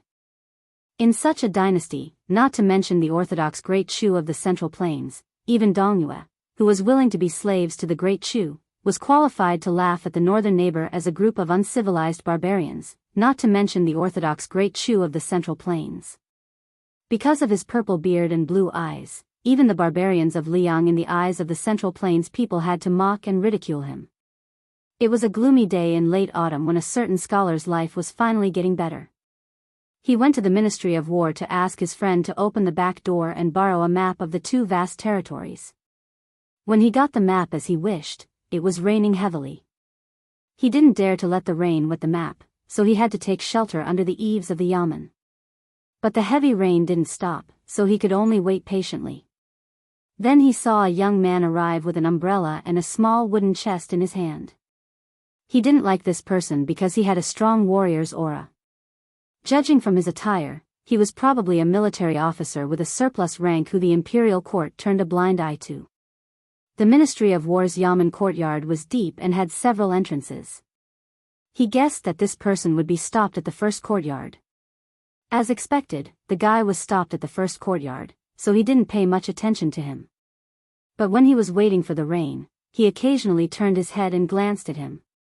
He saw the ordinary-looking young warrior standing alone in the heavy rain, his umbrella by his feet. There was also the open chest, shining with white light, which should be silver. But this little bit of silver was nothing in the eyes of the old master of the Ministry of War, whose appetite could swallow the sky. It was just a matter of drinking with 3 or 4 colleagues. He vaguely heard the words of the young man who was refused entry, which were repeated over and over again. "I, Su Shao, promise you with my head. Just give me 1,000 soldiers a month. Just 1 month, the next time I visit you, I will have someone bring 10 chests of gold." The rain continued to fall. He heard the young man in the courtyard speak loudly and compromise constantly. From 1,000 soldiers, it was reduced to 800, then to 500. And the chest also increased from 10 chests to 20 chests, then to 30 chests. When the rain finally lessened, perhaps because the old men of the Ministry of War who were leisurely drinking tea and chatting felt that it was about time to go home, there were groups of 2 or 3 important people who walked out of the courtyard one after another. They chatted and laughed, not looking sideways as they brushed past the young man. Later, a manager finally took a look, but not at the young man who was asking for soldiers and horses. Instead, he looked at the silver soaked in rainwater in the chest. He let out a snort of laughter and seemed to say something sarcastic, but at the time, he was hiding from the crowd at the door and did not hear it clearly. He thought that since the rain hadn't completely stopped, he might as well wait for his friends in the courtyard to finish their business. Perhaps it was true that there was always a way out. He saw an old man wearing a tiger and leopard patch walking out of the courtyard with his hands behind his back. Beside him was an official from the Ministry of War who was eagerly holding an umbrella. The umbrella was tilted towards the old man. When the old man passed by the young man, he stopped and kicked the chest with his foot. Because the rain was much lighter, he could clearly hear the conversation between the two of them. "Where are you from?" "This general is Su Shao, from Jinzhou of Liaodong." "You lost the battle?" "Yes. But this general has 700 brothers and defeated 2 of Hong Qingxiu's main battalions, one of which was cavalry." "What main force?" "What cavalry?" "It's all nonsense. A loss is a loss. This official will only ask you one thing. This official will treat it as a small gamble for fun and give you some men. But can you really earn back your losses?" "Yes." "Well, fine. This official will give you a tiger tally. You can go to the right guard and transfer 300 men. As for the chests, by the way, how many did you say you carried?" "Sir, it's 30. 30? 50. Oh, you're quite smart. Fine, this official will give you 300 men. Remember to bring the chests directly to my residence later." "Thank you, sir. This general will live up to your kindness." "Oh, I almost forgot. What's your name?" "This official doesn't want to not know who to look for when I want to kill someone." "Su Shao of the Jinzhou battalion." Finally, the big boss from the Ministry of War walked out of the Yamen gate. Beside him was the official who held the umbrella for him with one hand and carried the chest with the other. He saw the young general standing in the rain with his fists clenched. His back was straight, but there was an extra tiger tally in his hand. The young man put the tiger tally into his pocket, bent down to pick up the umbrella, and turned to walk to the gate. He had already looked away when the young general picked up the umbrella. He looked down and faced the south. The latter didn't rush to open the umbrella. Instead, he stopped under the eaves of the gate and seemed to see him. He took the initiative to ask with a smile, "Are you still waiting for the rain to stop?" He stared blankly for a moment, then nodded. Then that fellow grinned at him and threw the umbrella over without giving him a chance to refuse. He walked down the steps in large strides, stepped into the mud, and gradually walked away. That day, Zhang Julu remembered the name of that young warrior. Su Shao. That year, the era name of Eternal Hui hadn't been used. Of the 2 young men he met, one wasn't the powerful Grand Secretary of the Imperial Court, and the other wasn't a great general with unconferred merits. Nor were they political enemies who had no dealings with him. At the end of the first year of Auspicious Talisman, only Zhang Julu, an old man, was left. The old man standing on the Imperial Road slowly came to his senses. He smiled and muttered to himself, "I don't like to drink. If I can meet you underground, I'll have to buy you a drink. But before that, let me hold the umbrella for Bailiang. Not for you, Su Shao, but for the people of Bailiang and Liang." At the end of the auspicious year, Emperor Zhao Tuan returned to the capital. The Imperial Censorate and the 6 departments jointly impeached one person. Grand Secretary Zhang Julu of Liang issued an edict and the Imperial Court announced the 10 great crimes. The Emperor issued an edict to execute 9 generations.